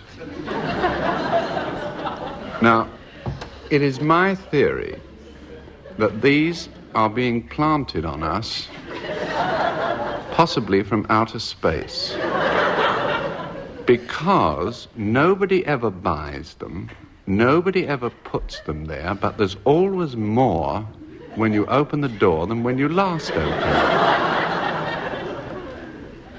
If you look in one day and there's 2, I guarantee if you look in the next day, there will be 3, and another one hanging from a pocket of your suit, and the original 2 will have got intertwined. Now, this is another property that wire coat hangers have. You know that trick that conjurers do when they take 2 metal rings and they show that there's no break or interruption in them, and they sort of clash them together, and suddenly they're joined, and you can't pull them apart. Wire coat hangers do this spontaneously. And one day, I looked in my cupboard, and I found 43. And I hadn't put one in there. And there were these 43 in this horrible, tangled, jangled mess. And I thought, it's no good. I've just got to sling them away. But the question is how? And I had a rather brilliant idea. I shouldn't really say brilliant, but it was brilliant. And I suddenly thought of the one place where there are never enough hangers, and that's in a hotel bedroom. And I thought, if I can slip these in a hotel bedroom, I will be doing a boon to somebody. Somebody will come in there and find 43 coat hangers, you know, and it could be very useful for a lady who's come there to stay for, you know, like 2 days or something. So I went to London's famed Eastbury Hotel in the heart of Mayfair, and I had these coat hangers, which I'd carefully separated beforehand and laid them neatly inside a suitcase, had them in this suitcase, went up to the first floor, walked along the corridor, trying each of the rooms, till I found a door that opened, and I knocked on it, no answer, went inside, opened the suitcase, tipped it out on the bed, and there the 43 coat hangers were in a clinch. Again, you can't stop them. They just get at it the moment your back is turned. And while I was standing there surveying them in dismay a voice behind me suddenly said, "Why, that is beautiful." And I looked round, and there was an elderly American lady with that hairdo where it goes sort of bluey grey and looks fried, you know? And she said, "I have seen many examples of pop art," she said, "but that is the most exciting ever." She said, "May I see any more of your work?" Well, to cut a long story short, she wrote out a check for $5,000 for it. So my advice to any young artist who is suffering the dilemma of the artist today, which is to find a new source of expression for himself, is make a hanger thy source.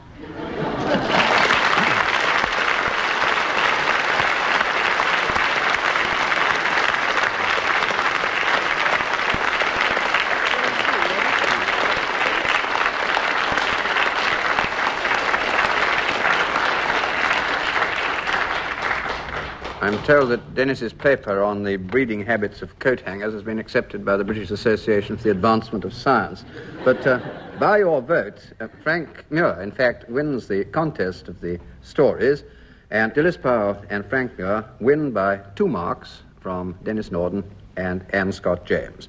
And that also brings to an end this edition of My Word.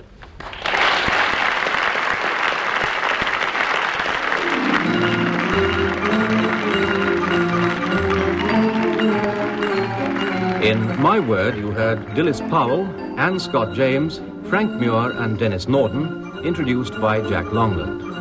The programme was devised by Tony Shryan and Edward J. Mason and presented by the BBC.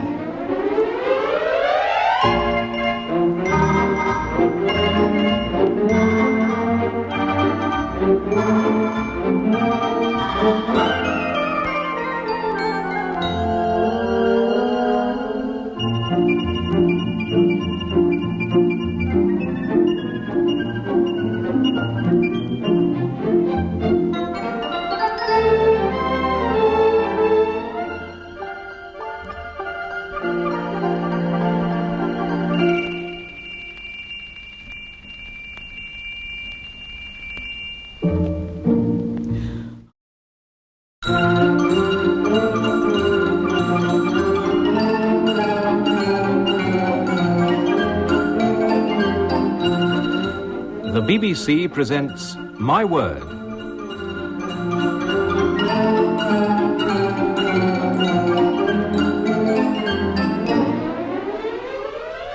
And here to introduce the programme and the panel is Jack Longland. My Word is a word game played by people whose business is words, and this programme comes to you from the Commonwealth Institute. Right. Those taking part are Dilys Powell, Frank Muir, Anne Scott James, and Denis Norden. And here's round 1 to test their vocabulary. 2 marks if they get the meaning of these words approximately right. Beginning with Anne Scott James. Anne, what is a mahout? M-A-H-O-U-T. I think it's mahout rather than mahout. Mahout, we'll call it. That'll help you. Well, it doesn't help me because I don't know my Kipling country, but I have been to the zoo, and I think it's the man who looks after the elephant. Drives the elephant. He drives the elephant. He's elephant driver in Hindi. 2 marks. Frank Muir, what is the meaning of out-jockey? A verb. To out-jockey means to be a better jockey than the other jockey. And figuratively? One rather thinks of jockeying for position. Mm-hmm. Is it to get yourself into a better position than somebody else? Absolutely right. By the use of the elbows and the knees. Absolutely right, Frank. Well done. It means to overreach somebody, to outwit them, to get the better of somebody by being either cunning or a bit dirty. Out-jockey. Not my practice. Dilys Powell, what's the meaning of malapropos? Unsuitable, sort of ill-chosen, a wrong word. Ill-chosen word? An ill-chosen word, yes. Yes, that'll do. Something said or done, unfortunately at the time or inopportunely, like Mrs. Malaprop, a nice derangement of epitaphs. 2 marks. Denis Norden, what is a sortie? S-O-R-T-I-E, sortie. Sortie, well, sortie is the past participle of the French verb sortir. Quite right. Meaning to go out. Therefore, you have sortie potatoes, which are potatoes that you only get when you go out. But it's also a military word, and it means to go forth, a going forth of the troops. From where to where? From where to where? Well, from where they were to where they're going.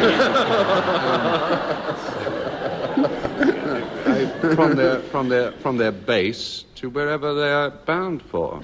It's for military purposes. Or actually, in the RAF, it meant an operational flight. All right, I'll give you 2 marks, so you've got the second meaning as well, Dennis. Well done. What I was trying to get at is that a sortie is normally a sally or counterattack from a fortress where the garrison is in a state of siege. But as Dennis quite rightly says, it's also an operational flight by an aeroplane. 2 marks. Well, before we begin round 2, I give each team a quotation for them to write down, and I want the 2 women members of the teams to study those quotations, because at the end of the programme I shall ask them where the quotations come from. Anne Scott James and Denis Norden, you first. Willful waste makes woeful want. And Dilys, Powell and Frank, journeys end in lovers' meeting. And then at the end of the programme I shall ask Frank and Denis to give me their idea of how these things came to be said or written. Well, the next round's all about verse and poetry. And in this round, I give each member of each team a quotation and ask them to finish it off the next line or 2. 2 marks if they can complete the quotation, and 2 more if they can correctly name its source. Beginning with Anne Scott James. In the bright muse, though 1,000 charms conspire, her voice is all these tuneful fools admire, who haunt Parnassus but to please their ear, not mend their minds, as some to church repair. Well, it rhymes, Dennis. Yes, it does that, doesn't it? I would say it's poetry. You would. We think it's poetry. 18th century poetry. Yes? That leaves a choice of Pope. Yes, all right, stick to Stop, that. right. Good heavens. Yes. You're doing splendidly. Good enough. The Rape of the Lock. No, it's rather more serious than that. Oh, Pope's translation. No, he wrote some essays. The essay on criticism. Is it? Yes, all right, and it goes like this. In the bright muse, though 1,000 charms conspire, her voice is all these tuneful fools admire, who haunt Parnassus, but to please their ear, not mend their minds, as some to church repair, not for the doctrine, but the music there. 1.5. Frank Muir. Away from life's worry and flurry, away from earth's shadow and gloom, to a world of fair weather we'll float off together.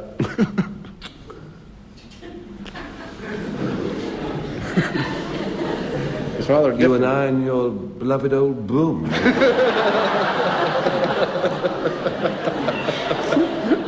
Well, jolly nearly right. I can tell you something about it. It's a rotten poem. Yeah. Yes. Think of a rotten female poet. Oh. Eloise Wilcox. Yes. No help. Really, I'm not. You don't know the title, I expect. No. Away from life's worry and flurry, away from earth's shadow and gloom, to a world of fair weather we'll float off together, where roses are always in bloom. Ella Wheeler Wilcox.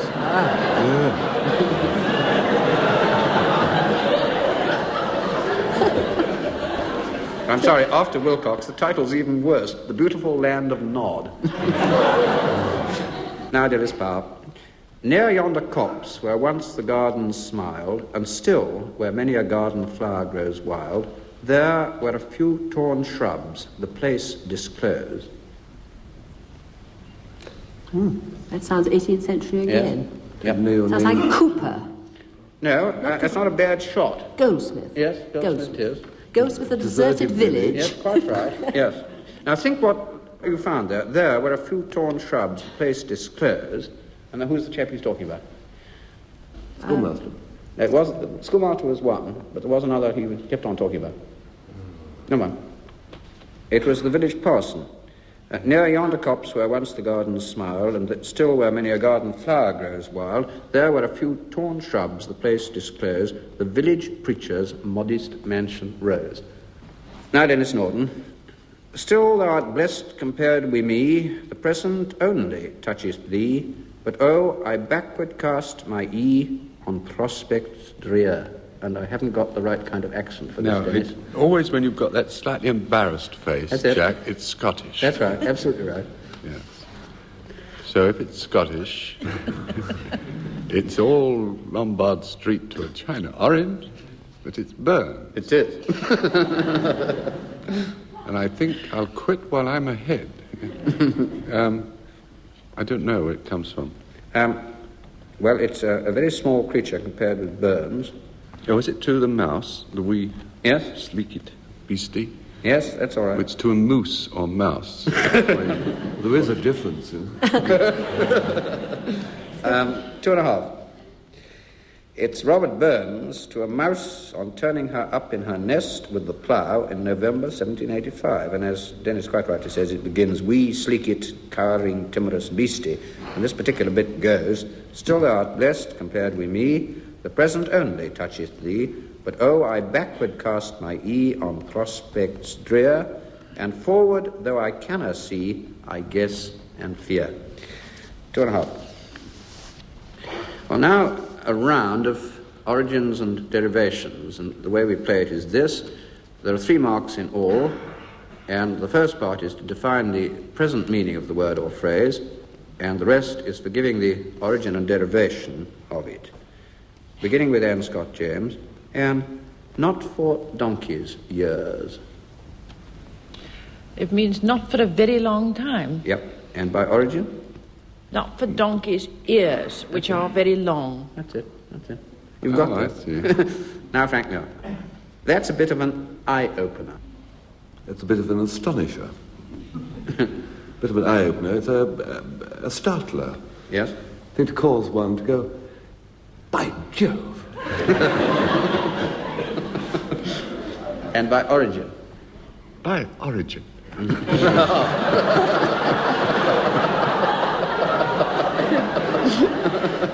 That was only said by Augustine. Shut up, Denis. Shakespeare has it, actually, nymphs and thy origins, you know. Yeah. In America, do you remember what it is there? Prairie oyster. Yes, that'll do. An eye-opener is something which, as Frank rightly says, is a big surprise or something that will shake you. A bit of surprise information makes you sit up and take notice. It might have been that just figuratively to start with, but in America, it's a mixture of strong drink served to somebody who's had a fairly thick night the night before, and he asks for an eye-opener, and the drink is designed in order to sort of wake him up. It's kind of hair of the dog. 3 marks. Denis Powell, poor as a church mouse. Well, it means very poor indeed. Mm-hmm. Why? Well, mice that lived in churches didn't get any cheese. It seems to me an absolutely unexceptionable statement. Why? Well, they don't have cheese in churches. They have very little sort of.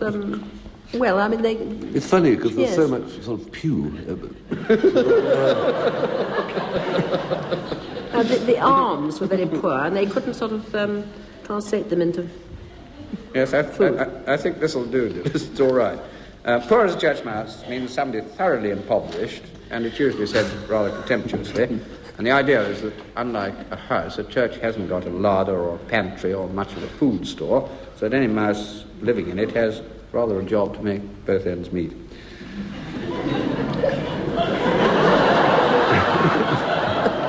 Leave the room.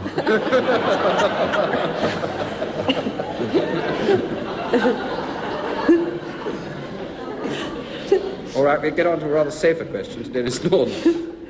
To put someone's back up. Well, it means to offend them. Mm-hmm. And why would it be caused? Oh, what about the porcupine, The porcupine puts which it... puts its back up when it's annoyed? Something a little more domestic. Oh, a cat. Yes. A cat arches its back. That's it. That'll do. When it... Yep. Well, in this round, I'm going to ask some simple questions about simple nursery rhymes. 2 marks if you get them right. Anne Scott James, who kept his wife in a pumpkin shell? It's so long since I was in the nursery. Do you know? The pumpkin Well, shell. it's even Peter Yes. Pumpkin Eater That's right. had a wife and couldn't keep her. Yeah. Tell me something. Well, he kept Kept her her in a pumpkin shell. Yeah. That'll do. He couldn't afford to house her well, Yes. so he kept her in a pumpkin shell. Yes, it's you slightly inverted the lines, but that's good enough, and it's the general sense, and I'll give you 2 marks. Peter Pumpkin Eater had a wife and couldn't keep her. He put her in a pumpkin shell, and there he kept her very well. Very simple. Now, Frank Muir, this is a more basic one. When Jack and Jill went up the hill, Jack fell down and broke his crown. What was done to remedy the damage? He was given an early 19th century sovereign specific, which was vinegar and brown paper. Yeah. And who did it? Well, presumably his co-star in the piece, Gillian. Yes, I think that'll do. 2 marks. Now, Dilys Powell. In nursery rhyme parlance, what are little boys made of? Little girls made of sugar and spice, all nice. Oh, Slugs and snails and puppy dog's tails. That'll do. That's all right. Little boys are made of frogs and snails and puppy dogs' tails. On the other hand, little girls are made of sugar and spice and all things nice. Now, Denis Norden. In what did the 3 wise men of Gotham go to see, and why is this particular nursery rhyme so short? 3 wise men of Gotham went to sea in a bowl. Yes. Oh, if the bowl had been stronger, my tail would have been longer. Absolutely right. Well done. Yes, sir. 3 wise men of Gotham went to sea in a bowl, and if the bowl had been stronger, my song had been longer, which is the shortest, or nearly the shortest, of all the nursery rhymes. Now we come to the last round and go back to those 2 quotations I gave the teams earlier on in the programme. 2 marks, Anne Scott James. Can you give me the origin of the quotation, willful waste makes woeful want? Well, I think it's just a proverb. Which side of the border? I should think it comes from Glasgow. Or Aberdeen? Or Aberdeen. A Scottish proverb. All right, 2 marks it is. It's quoted in a book of Scottish proverbs by a chap called J. Kelly, who I think lived in the 16th century. Now, Dilys Powell, the origin of your quotation, journeys end in lovers meeting. Shakespeare. Yes, It's a song. yes, Journeys end in lovers meeting. Trip no further, pretty sweeting. yes. Which play? Twelfth Night. Yes. Well done, 2 marks. It's the clown song, or one of the clown songs, in Shakespeare's Twelfth Night. It's 2 marks it is. And I shall ask Denis and Frank to give me their explanations of how these quotations came into being. And on this occasion, the marks will go to whichever incredible explanation receives the longer applause from the audience here in the theatre. So back first of all to Denis Norden and his quotation, willful waste makes woeful want. I was caught up in a scheme to market edible crossword puzzles. Now, I was as incredulous as you obviously are when I first heard about it, but it was put to me by a man who I knew had very acute business acumen. In fact, I remember at the very last time that he was made bankrupt, he actually went to the bankruptcy court in a taxi and then invited the taxi driver in as a last-minute creditor. But when he proposed this to me, that we market edible crossword puzzles, he explained that there was a need in our society for it because people are travelling more, there's greater mobility, and the 2 things that people want when they're travelling on a train or plane is A, a snack, and B, a crossword puzzle. Food for the mind and for the body. And it did seem a very reasonable suggestion to combine them in the one object. And he said, all it needs is to make every component of the crossword puzzle edible. Now, for example, the letters, that's easy enough. I said, because I have a tie-up with a man who makes alphabet soup. Now, you know, alphabet soup is that soup which has the noodles in the form of letters of the alphabet. And I remember when I was a child, it used to be a great joke when I was eating it to run in and say, "Mummy, look, I've swallowed a bee," you know, and frighten the life out of her, you know. It was, as a matter of fact, I still limp a little as a result of that. And so we were all right for the letters. I said, well, then what do you do about an edible crossword? I said, that is absolutely impossible. And he said to me, waffles, which I thought was a kind of criticism of my remark at first. But then I suddenly realised, you know what waffles are? I don't know if you've ever seen a back view of a nudist who's been sitting on a wire mattress. Well, that's the kind of general outline shape of a waffle. And of course, in order to make a crossword puzzle of this, all you need to do is, instead of the traditional or classic form of 6 squares each side, you make 14 across and 14 down, and you've got your crossword puzzle space. And he said, all you do is you manufacture these waffles, you put them in a glazed cardboard box with the alphabet letters, you print your clues on the inside of the box, and there you are, you've got edible crossword puzzles. Well, I couldn't see a thing wrong with it. I gave him all my life savings, and we bought this factory, and we put all the rest of my money into waffle mixture, and there we were. And it would have been all right, except for the union. I was in the office, and this friend of mine came dashing up and said, there's trouble at mill. And I went down.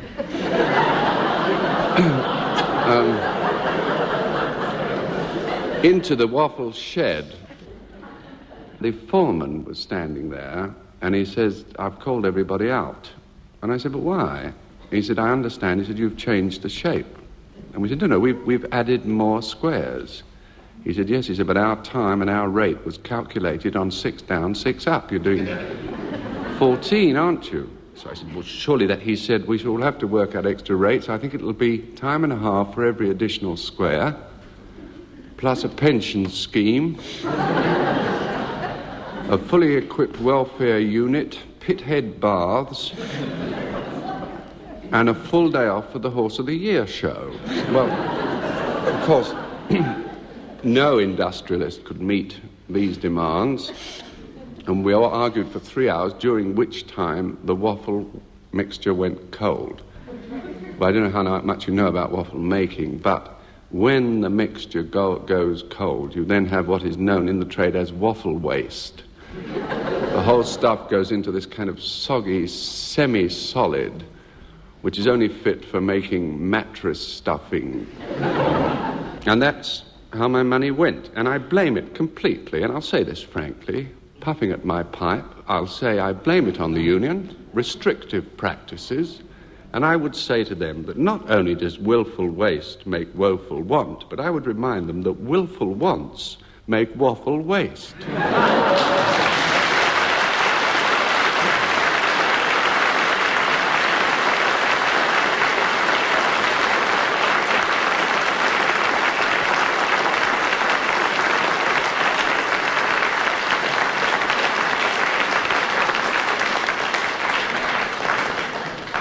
Back to Frank Muir, and if you remember, his quotation was, journeys end in lovers' meeting. I think I can state, without fear of being accused of either hyperbole or dissimulation, that many of our most interesting scientific discoveries have been made by accident. Due to the very sore kneecaps I had, I managed to achieve this breakthrough in the world of biology. Now, the reason for my sore knees is a very simple one. It's due to my height.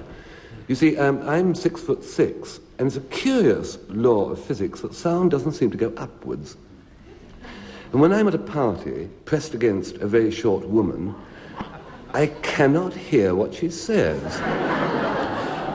And I realized the whole thing to do, really, was to bend my ears, the top of my ears permanently down, then the sound would be gathered. So what I did was I bought one of those spray bottles of hair-setting lotion,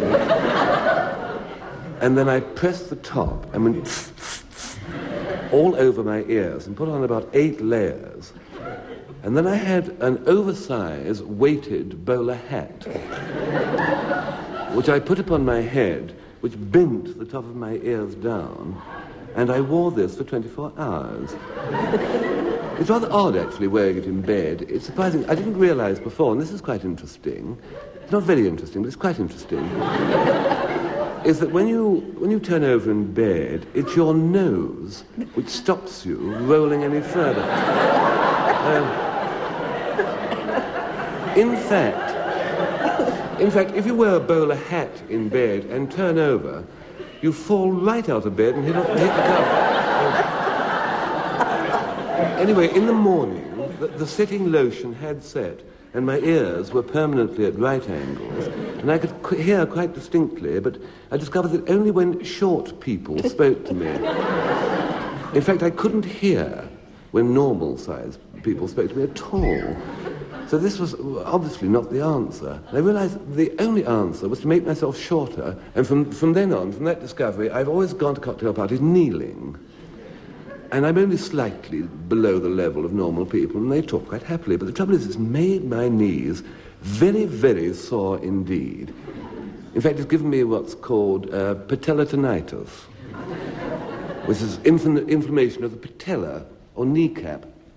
It's a kind of, it used to be called housemaid's knee, but my condition is even more chronic than that, and it's called charlady's knee. It's so painful, you see, that I had to put padding on my knees. So I made some experiments. I tried foam rubber, I tried plastic. But really the answer turned out to be that old thing, the loofah.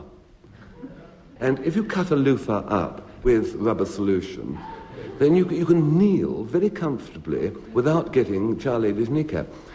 The only trouble is that loofahs are rather expensive, and they've never been grown in this country.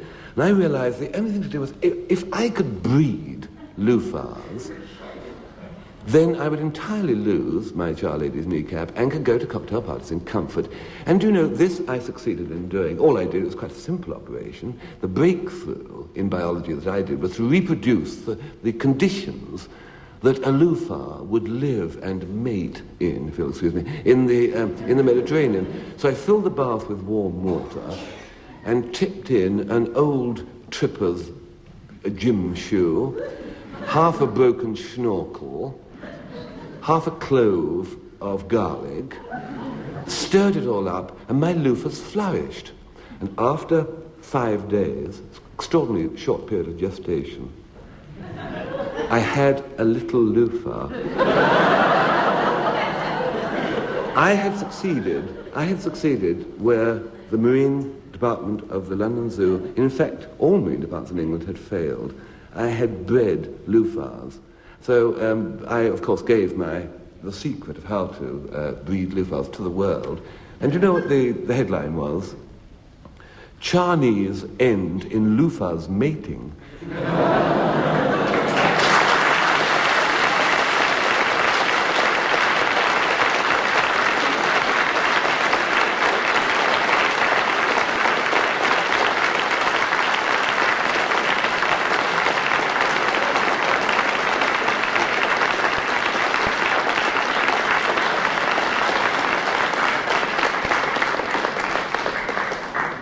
I still hope to go to that cocktail party where I shall see Frank looking like Josie Ferrer playing Toulouse-Lautrec, but never mind.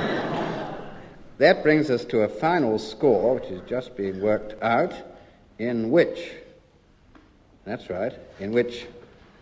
Frank Muir and Dilys Powell win by 2.5 marks from Anne Scott James and Denis Norden, Frank having won the contest of the 2 stories, and it also brings to an end this edition of My Word.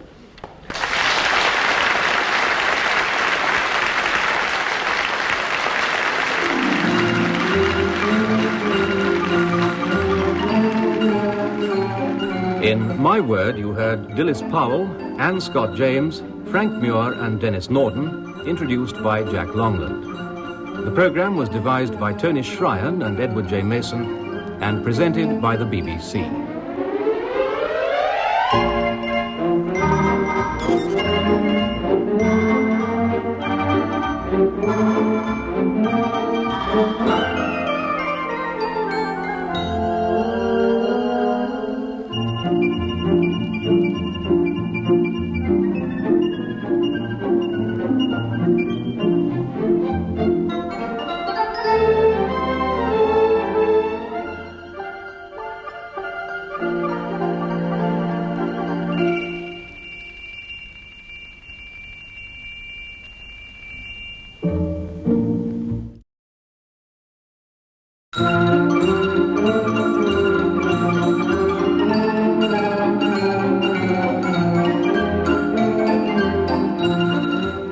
BBC presents My Word.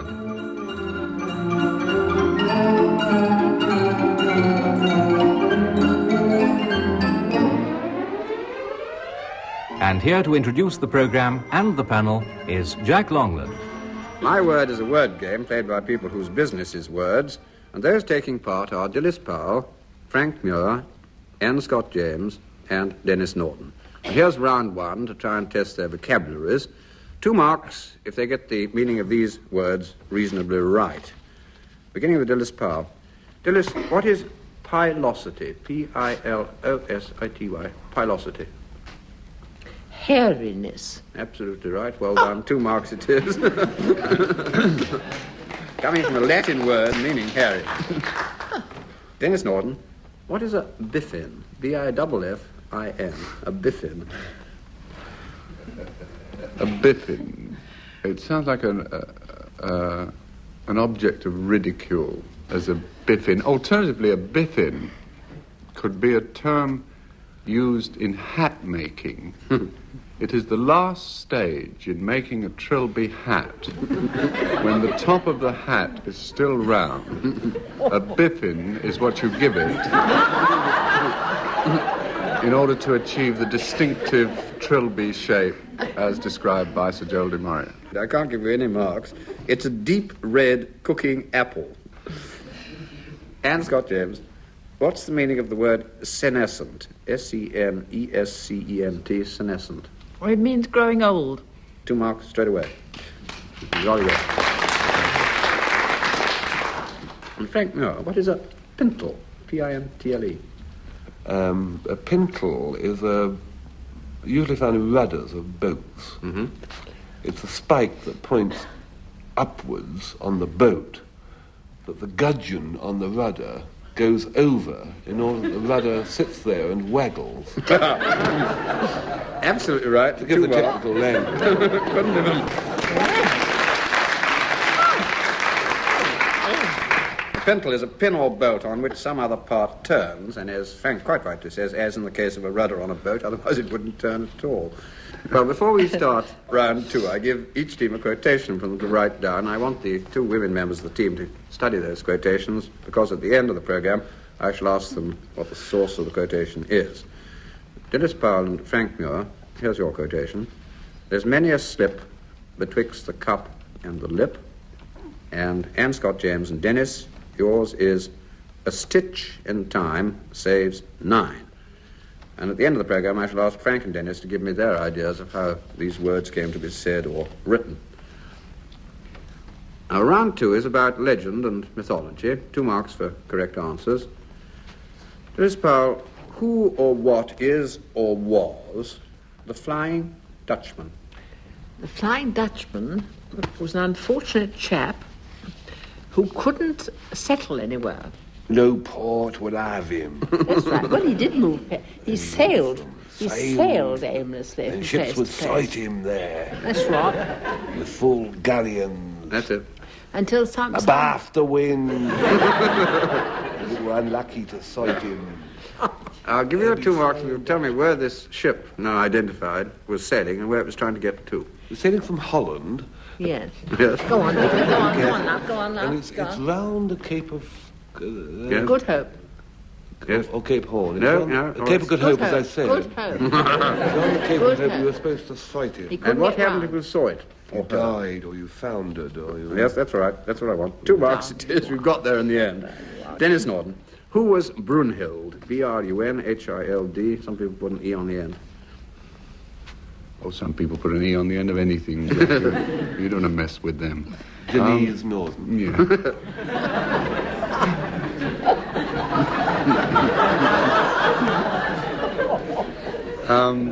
Yes, that comes from Wagner.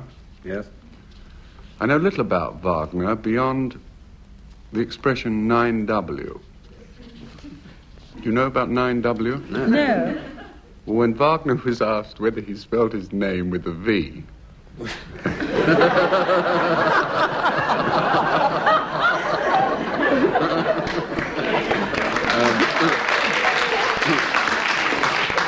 This hasn't got you very close to Brunhild. Yes, she's a very fat lady who's got a metal hat. Other than that, and it's something to do with Norse saga. Yes. And Siegfried comes into it somewhere. Quite right. Well, Brunhild was the daughter of the king of Island, which was somewhere in the Low Countries, and she was loved by Gunther, who was a pal of Siegfried's and one of the heroes of the Nibelungen story, and he asked Siegfried to help abduct Brunhild so that Siegfried could marry the girl, and he did this by cheating, by snatching from her the talisman which protected her from evil, and the girl never forgave Siegfried. 1/2 out of 2. Anne Scott James, who was Anaxarete? A-N-A-X-A-R-E-T-E, Anaxarete. Well, it's pretty safe to say it was a Greek. Yes. And she had a lot of trouble signing checks. Anax means a king. Perhaps she was the daughter of the king. 1/2 a mark for knowing she was a Greek. She was a maiden of Cyprus who treated her lover, Iphis, so badly, with such contempt, that he hanged himself at her door. And then she watched his funeral and did it with an absolutely poker face, without any kind of emotion being showed. And so Venus, very properly, changed her, and she should have done this before, into a stone statue. Frank Muir, who was Ajax? He was a powerful chap. He was the Trojan War, and he fell on his sword. He did, yes. Which was clumsy. Was it? He intended. He was meant it, terribly yes. upset. Yes. Things weren't going well for him. He was a very worried and upset Ajax. Yes. Ajax the Great, there were two of them, the son of Telamone, was second only to Achilles in strength and courage during the Trojan War. No wonder, because he was head and shoulders taller than all the other Greek heroes, rather like Frank Muir. And there was a great contest towards the end of the war for the armour of Achilles, who was dead, and Ajax was defeated by the cunning Odysseus himself in this contest, and was so angry that he killed himself. He fell on his own sword. Swordicide. Swordicide, yeah. All right. Around about origins and derivations, 3 marks if members of the team can define the present meanings and then give me the origin and derivation of these words or expressions or phrases. Dilys Powell, what is the origin of a saucer? Put it under a cup. Yes, but before that, I'm Before taking you that? back in history. What would you think you would put in it? Sauce. Yes. There's a breakthrough for you. Next question, 4 marks. Go on for the bonus. Not quite good enough so far, but you've got something here. You put sauce in it. Yes. Well, Comes from the Latin. you put salsifer. It bore salt. That's- Salsifer. That's right. Or something. All right, I'll give you the 3 marks. You've fought your way home again. It comes from a Roman word called salsarium, and they took their salt mainly by salted vegetables, and they served it in a special large dish from which they helped themselves while they were eating their meat. And later on, this became any kind of sauce, usually a salted or spicy sauce, which you served with meat, after all, which was often pretty bad in winter. Denis Norden, the phrase, no great shakes. Well, it means not up to much. Yes. The sauce. Well, obviously the sauce is not mayonnaise, because if you buy that bottle of mayonnaise, it needs very great shakes to get it out of the bottle. You stick to that line of shaking in that way, Denis, you may get the correct answer. Shaking, no Yeah. great. Or, Dice. Yes. Shaking dice. Brilliant. Yes. I A got it. rotten throw. A rotten throw. And we've yeah. just crawled home. Yes, we have. Anne Scott James, mufti, M-U-F-T-I, mufti. Well, it means not in uniform. Yeah. And how did it come to mean that? Now, it's either Arab or Indian, would you say, Denis Well, Arab, Norden? they have great shakes in Arabic. Middle East word, we think. Yes, that's Yes, right. Middle Eastern word. But how does it come to mean this? By mistake. It means your best robes for going to the mosque in. Yes. The origin of this is said to be that when army officers were serving out east and got out of their uniforms, they got themselves into very gorgeous costume indeed, sort of tasselled smoking caps and flowered dressing gowns and so on. So they began almost to look like an Eastern mufti. Frank Muir, Scotland Yard. Old Scotland Yard was Yes. a Scotland Palace. Yes. Because when the Palace of Westminster was really a palace in Charles II's reign, around it were grouped one or two houses built by great families. Somerset House, for instance, was originally the Somerset family. And Scotland, there was a Scotland House or Scotland Palace, which was something to do with Scotland. Yes, absolutely right. Well done, Frank. That's splendid. Again. Going up, Scotland Yard, now New Scotland Yard, is the headquarters of the Metropolitan Police, but the original Scotland Yard, which was occupied by the Metropolitan Police up till 1890, was a very short street near Trafalgar Square at Whitehall, and called because a palace was built on that spot about 970 A.D., and it was given by King Edgar to Kenneth II, the King of Scotland, when he came to London to pay homage, and was afterwards used by visiting Scottish monarchs or dignitaries. New Scotland Yard is not in the same place, hence the name New, but they've kept the Scotland Yard. 3 marks. Well, the next round's the who, why, how, and what department. 2 marks again. Dilys Powell, what are the 3 estates of the realm? The Commons is one. Yes. The Lords, the Church. Well, It's yes. the Lord's Church and Lord's non-church. And That's it. Could you give me the right title? The Lords... It's The Lords Secular. Temporal. Yes, and Lords... And the Lords Ecclesiastical. Well, that'll do. Yes. Well done. 2 marks. It's the Lords Spiritual, the bishops, the Lords Temporal, who are not bishops, and the Commons. And popularly speaking, this is more slang, the press is usually called the Fourth Estate. They evaded the trap of thinking that it meant the sovereign, the Lords and the Commons, which it doesn't. 2 marks. Denis Norden, who was Tumbledown Dick? Whoever he was, my heart goes up. Who was Tumbledown Dick? One of the Kings Richard, would you think? That Yes, is he was a good start, a chap yes. who, instead of falling on his sword, he trod on me. Lay off the kings. Oh, during the Commonwealth? Yes. During Cromwell's time? Yes. There was somebody called Richard. Yes. Yes, he was. who was known as Tumbledown Dick. I don't know whether it was affectionate or derisory. Or... Yes. Half a mark, because I helped rather a lot.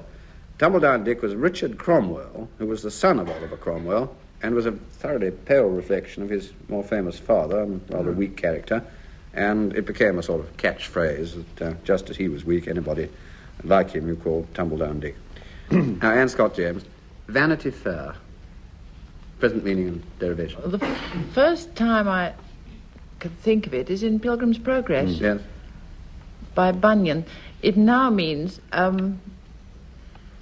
the world in all its... It means Yes. worldliness, really. The Worldliness, world in all yes. its vulgarity. Yep. Vanity Fair was first used by Bunyan in Pilgrim's Progress. It was established by a pretty distinguished team, Beelzebub, Apollyon, and Legion, and it lasted all the year round, which most fairs don't. And here were sold all sorts of things, places and lands and houses and preferments and titles and kingdoms and lusts and pleasures and delights of all conceivable kinds. And later used by Thackeray in a novel, and it does mean today something, all the worldly and frivolous, empty side of society. 2 marks. Frank Muir, Adam's apple.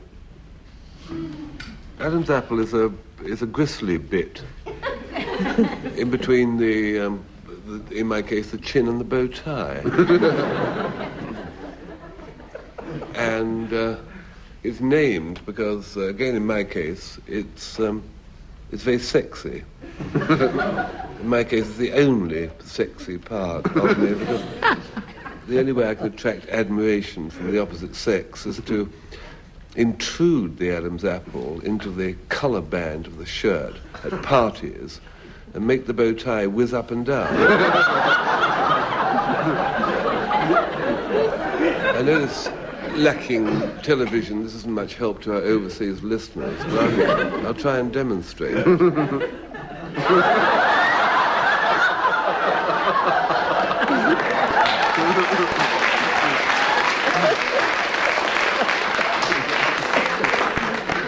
splendid, Frank, but you know you weren't entirely the first chap to have an Adam's apple. I know. Adam had it first. It is, as Frank says, the protuberance in the front part of the male throat. It's, I think, technically the anterior extremity of the thyroid cartilage of the larynx.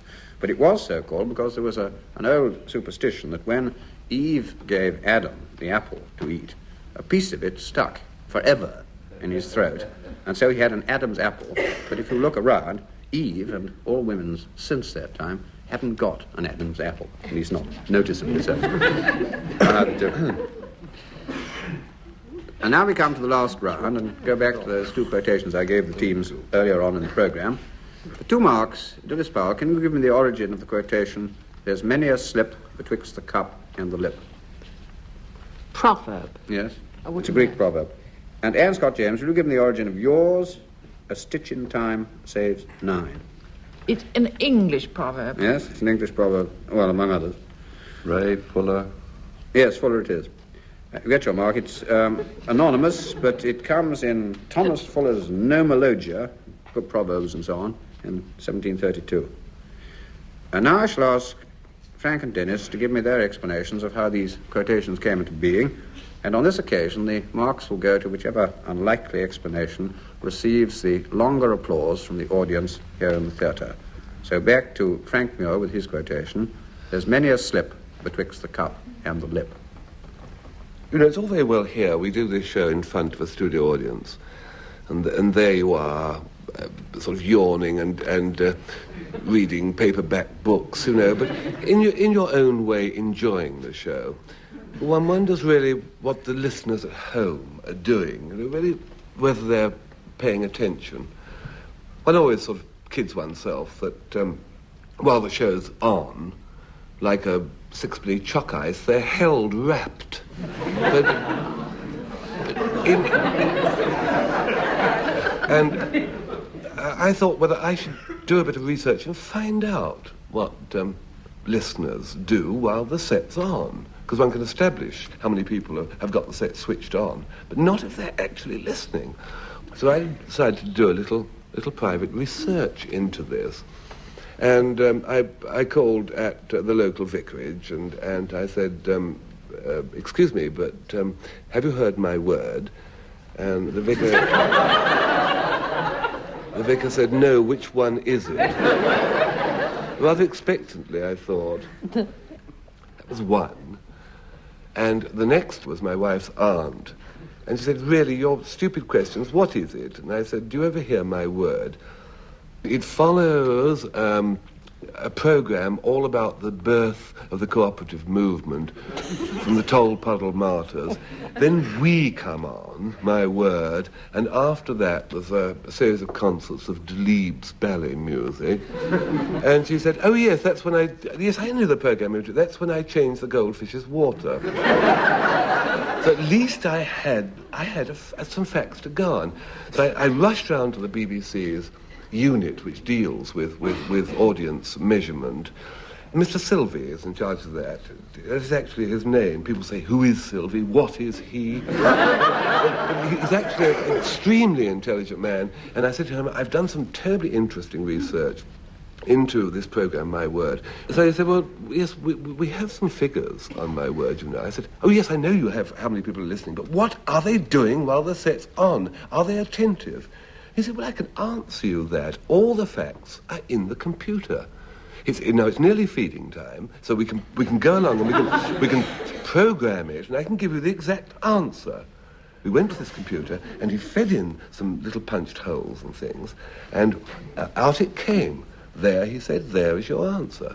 During the early part of the evening, listeners are very attentive, and during the latter part of the evening, they're enjoying the music. I said, but what about in between?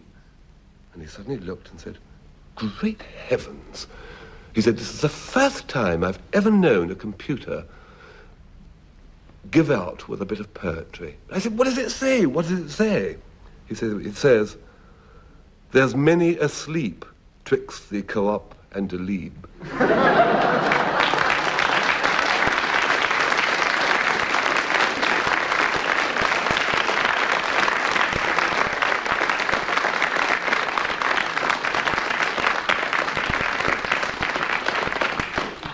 sorry my word will be off the air next week.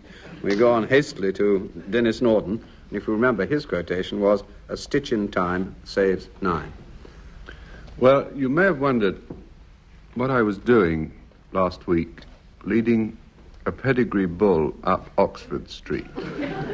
Well, this also concerns a piece of research, and I must take you back to an occasion some 3 months ago, a gathering of irate men and angry women, raised voices, flushed faces. "Sit down, you great big puddin'-faced nit. Who you talking to, you steaming old faggot?" Yes, it was a meeting of the Arts Council. And they were discussing a topic of some concern to all of us. Why are we English unable to communicate with each other anymore? Of course, various theories are advanced. Some people say you can't communicate because every time you try to, you get a wrong number. Then the president put forward his theory and a silence fell because it had a certain amount of validity.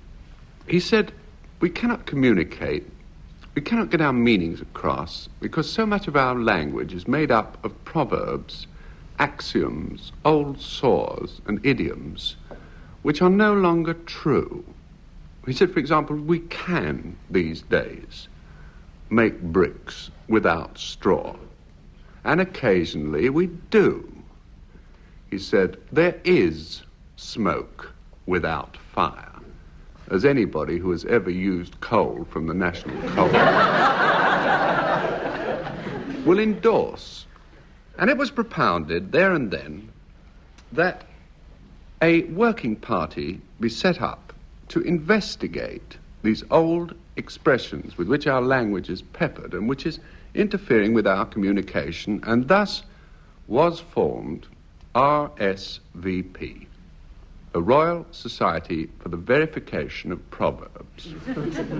So my job of verifying proverbs, axioms, saws and idioms started, and fascinating it was. Days spent in one of the large tin soup factories, working out just how many cooks it takes to spoil it. And you'll see now why I was leading this bull up Oxford Street, a china shop. After all, we use this expression very glibly, he's like a bull in a china shop. Has science ever really worked out how a bull does behave in a china shop? Have we grounds for using this expression? I was going to put it to the test at that china shop just on one of the corners there in Oxford Street.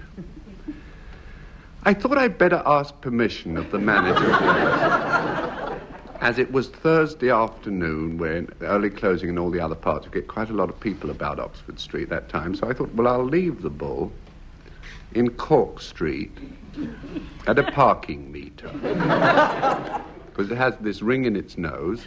Took my tie off, slipped it through the ring in its nose, round the top of the parking meter, put the requisite number of coins in, over to the china shop, which was crowded, forced my way through to the manager and said, could I possibly bring a bull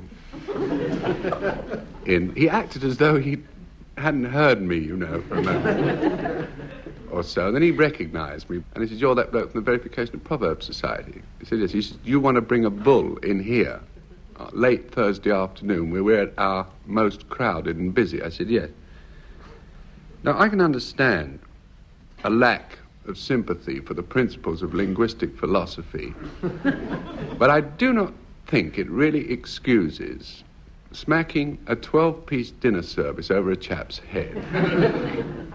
I decided to leave the experiment for the day and went back to Cork Street to find the bull had gone, as had the parking meter. Now, there was a traffic warden there, and he said, you anything to do with that bull? I said, what bull?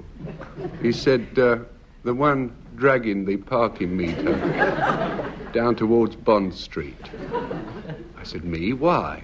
He said, I know you. He said, you're the bloke what's on that proverb proving society, aren't you? He said, there's a china shop up there. This'll cost you a few quid. I said, now come now, Warden, you're surely making an unwarranted assumption. I said, he said, I know what you're doing. He said, you're trying to test a theory that bulls in china shops don't behave like bulls in china shops. I said, nothing of the kind. I said, I admit I was here about my duties, but a different line altogether. He said, what line? I said, still wardens run deep. He said, do you really mean that, sir? I said, yes. He said, all right, so on your way. Which is what I'm putting in my interim report, which is that if you do go about the business of trying to prove the truth of proverbs, sometimes a switch in line saves fine.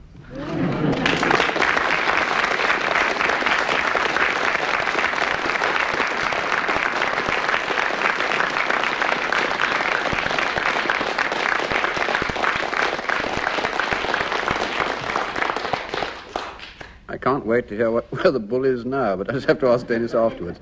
Well, by your applause, there is an exact draw between Frank Muir and Denis Norden over those two stories. Leads to a final score for the whole contest, in which Frank Muir and Dilys Powell win by 3 marks, and it also brings to an end this edition of My Word.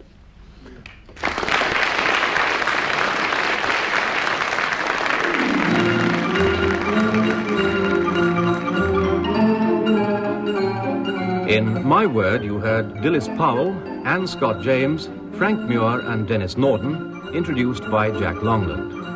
The programme was devised by Tony Shryan and Edward J. Mason and presented by the BBC.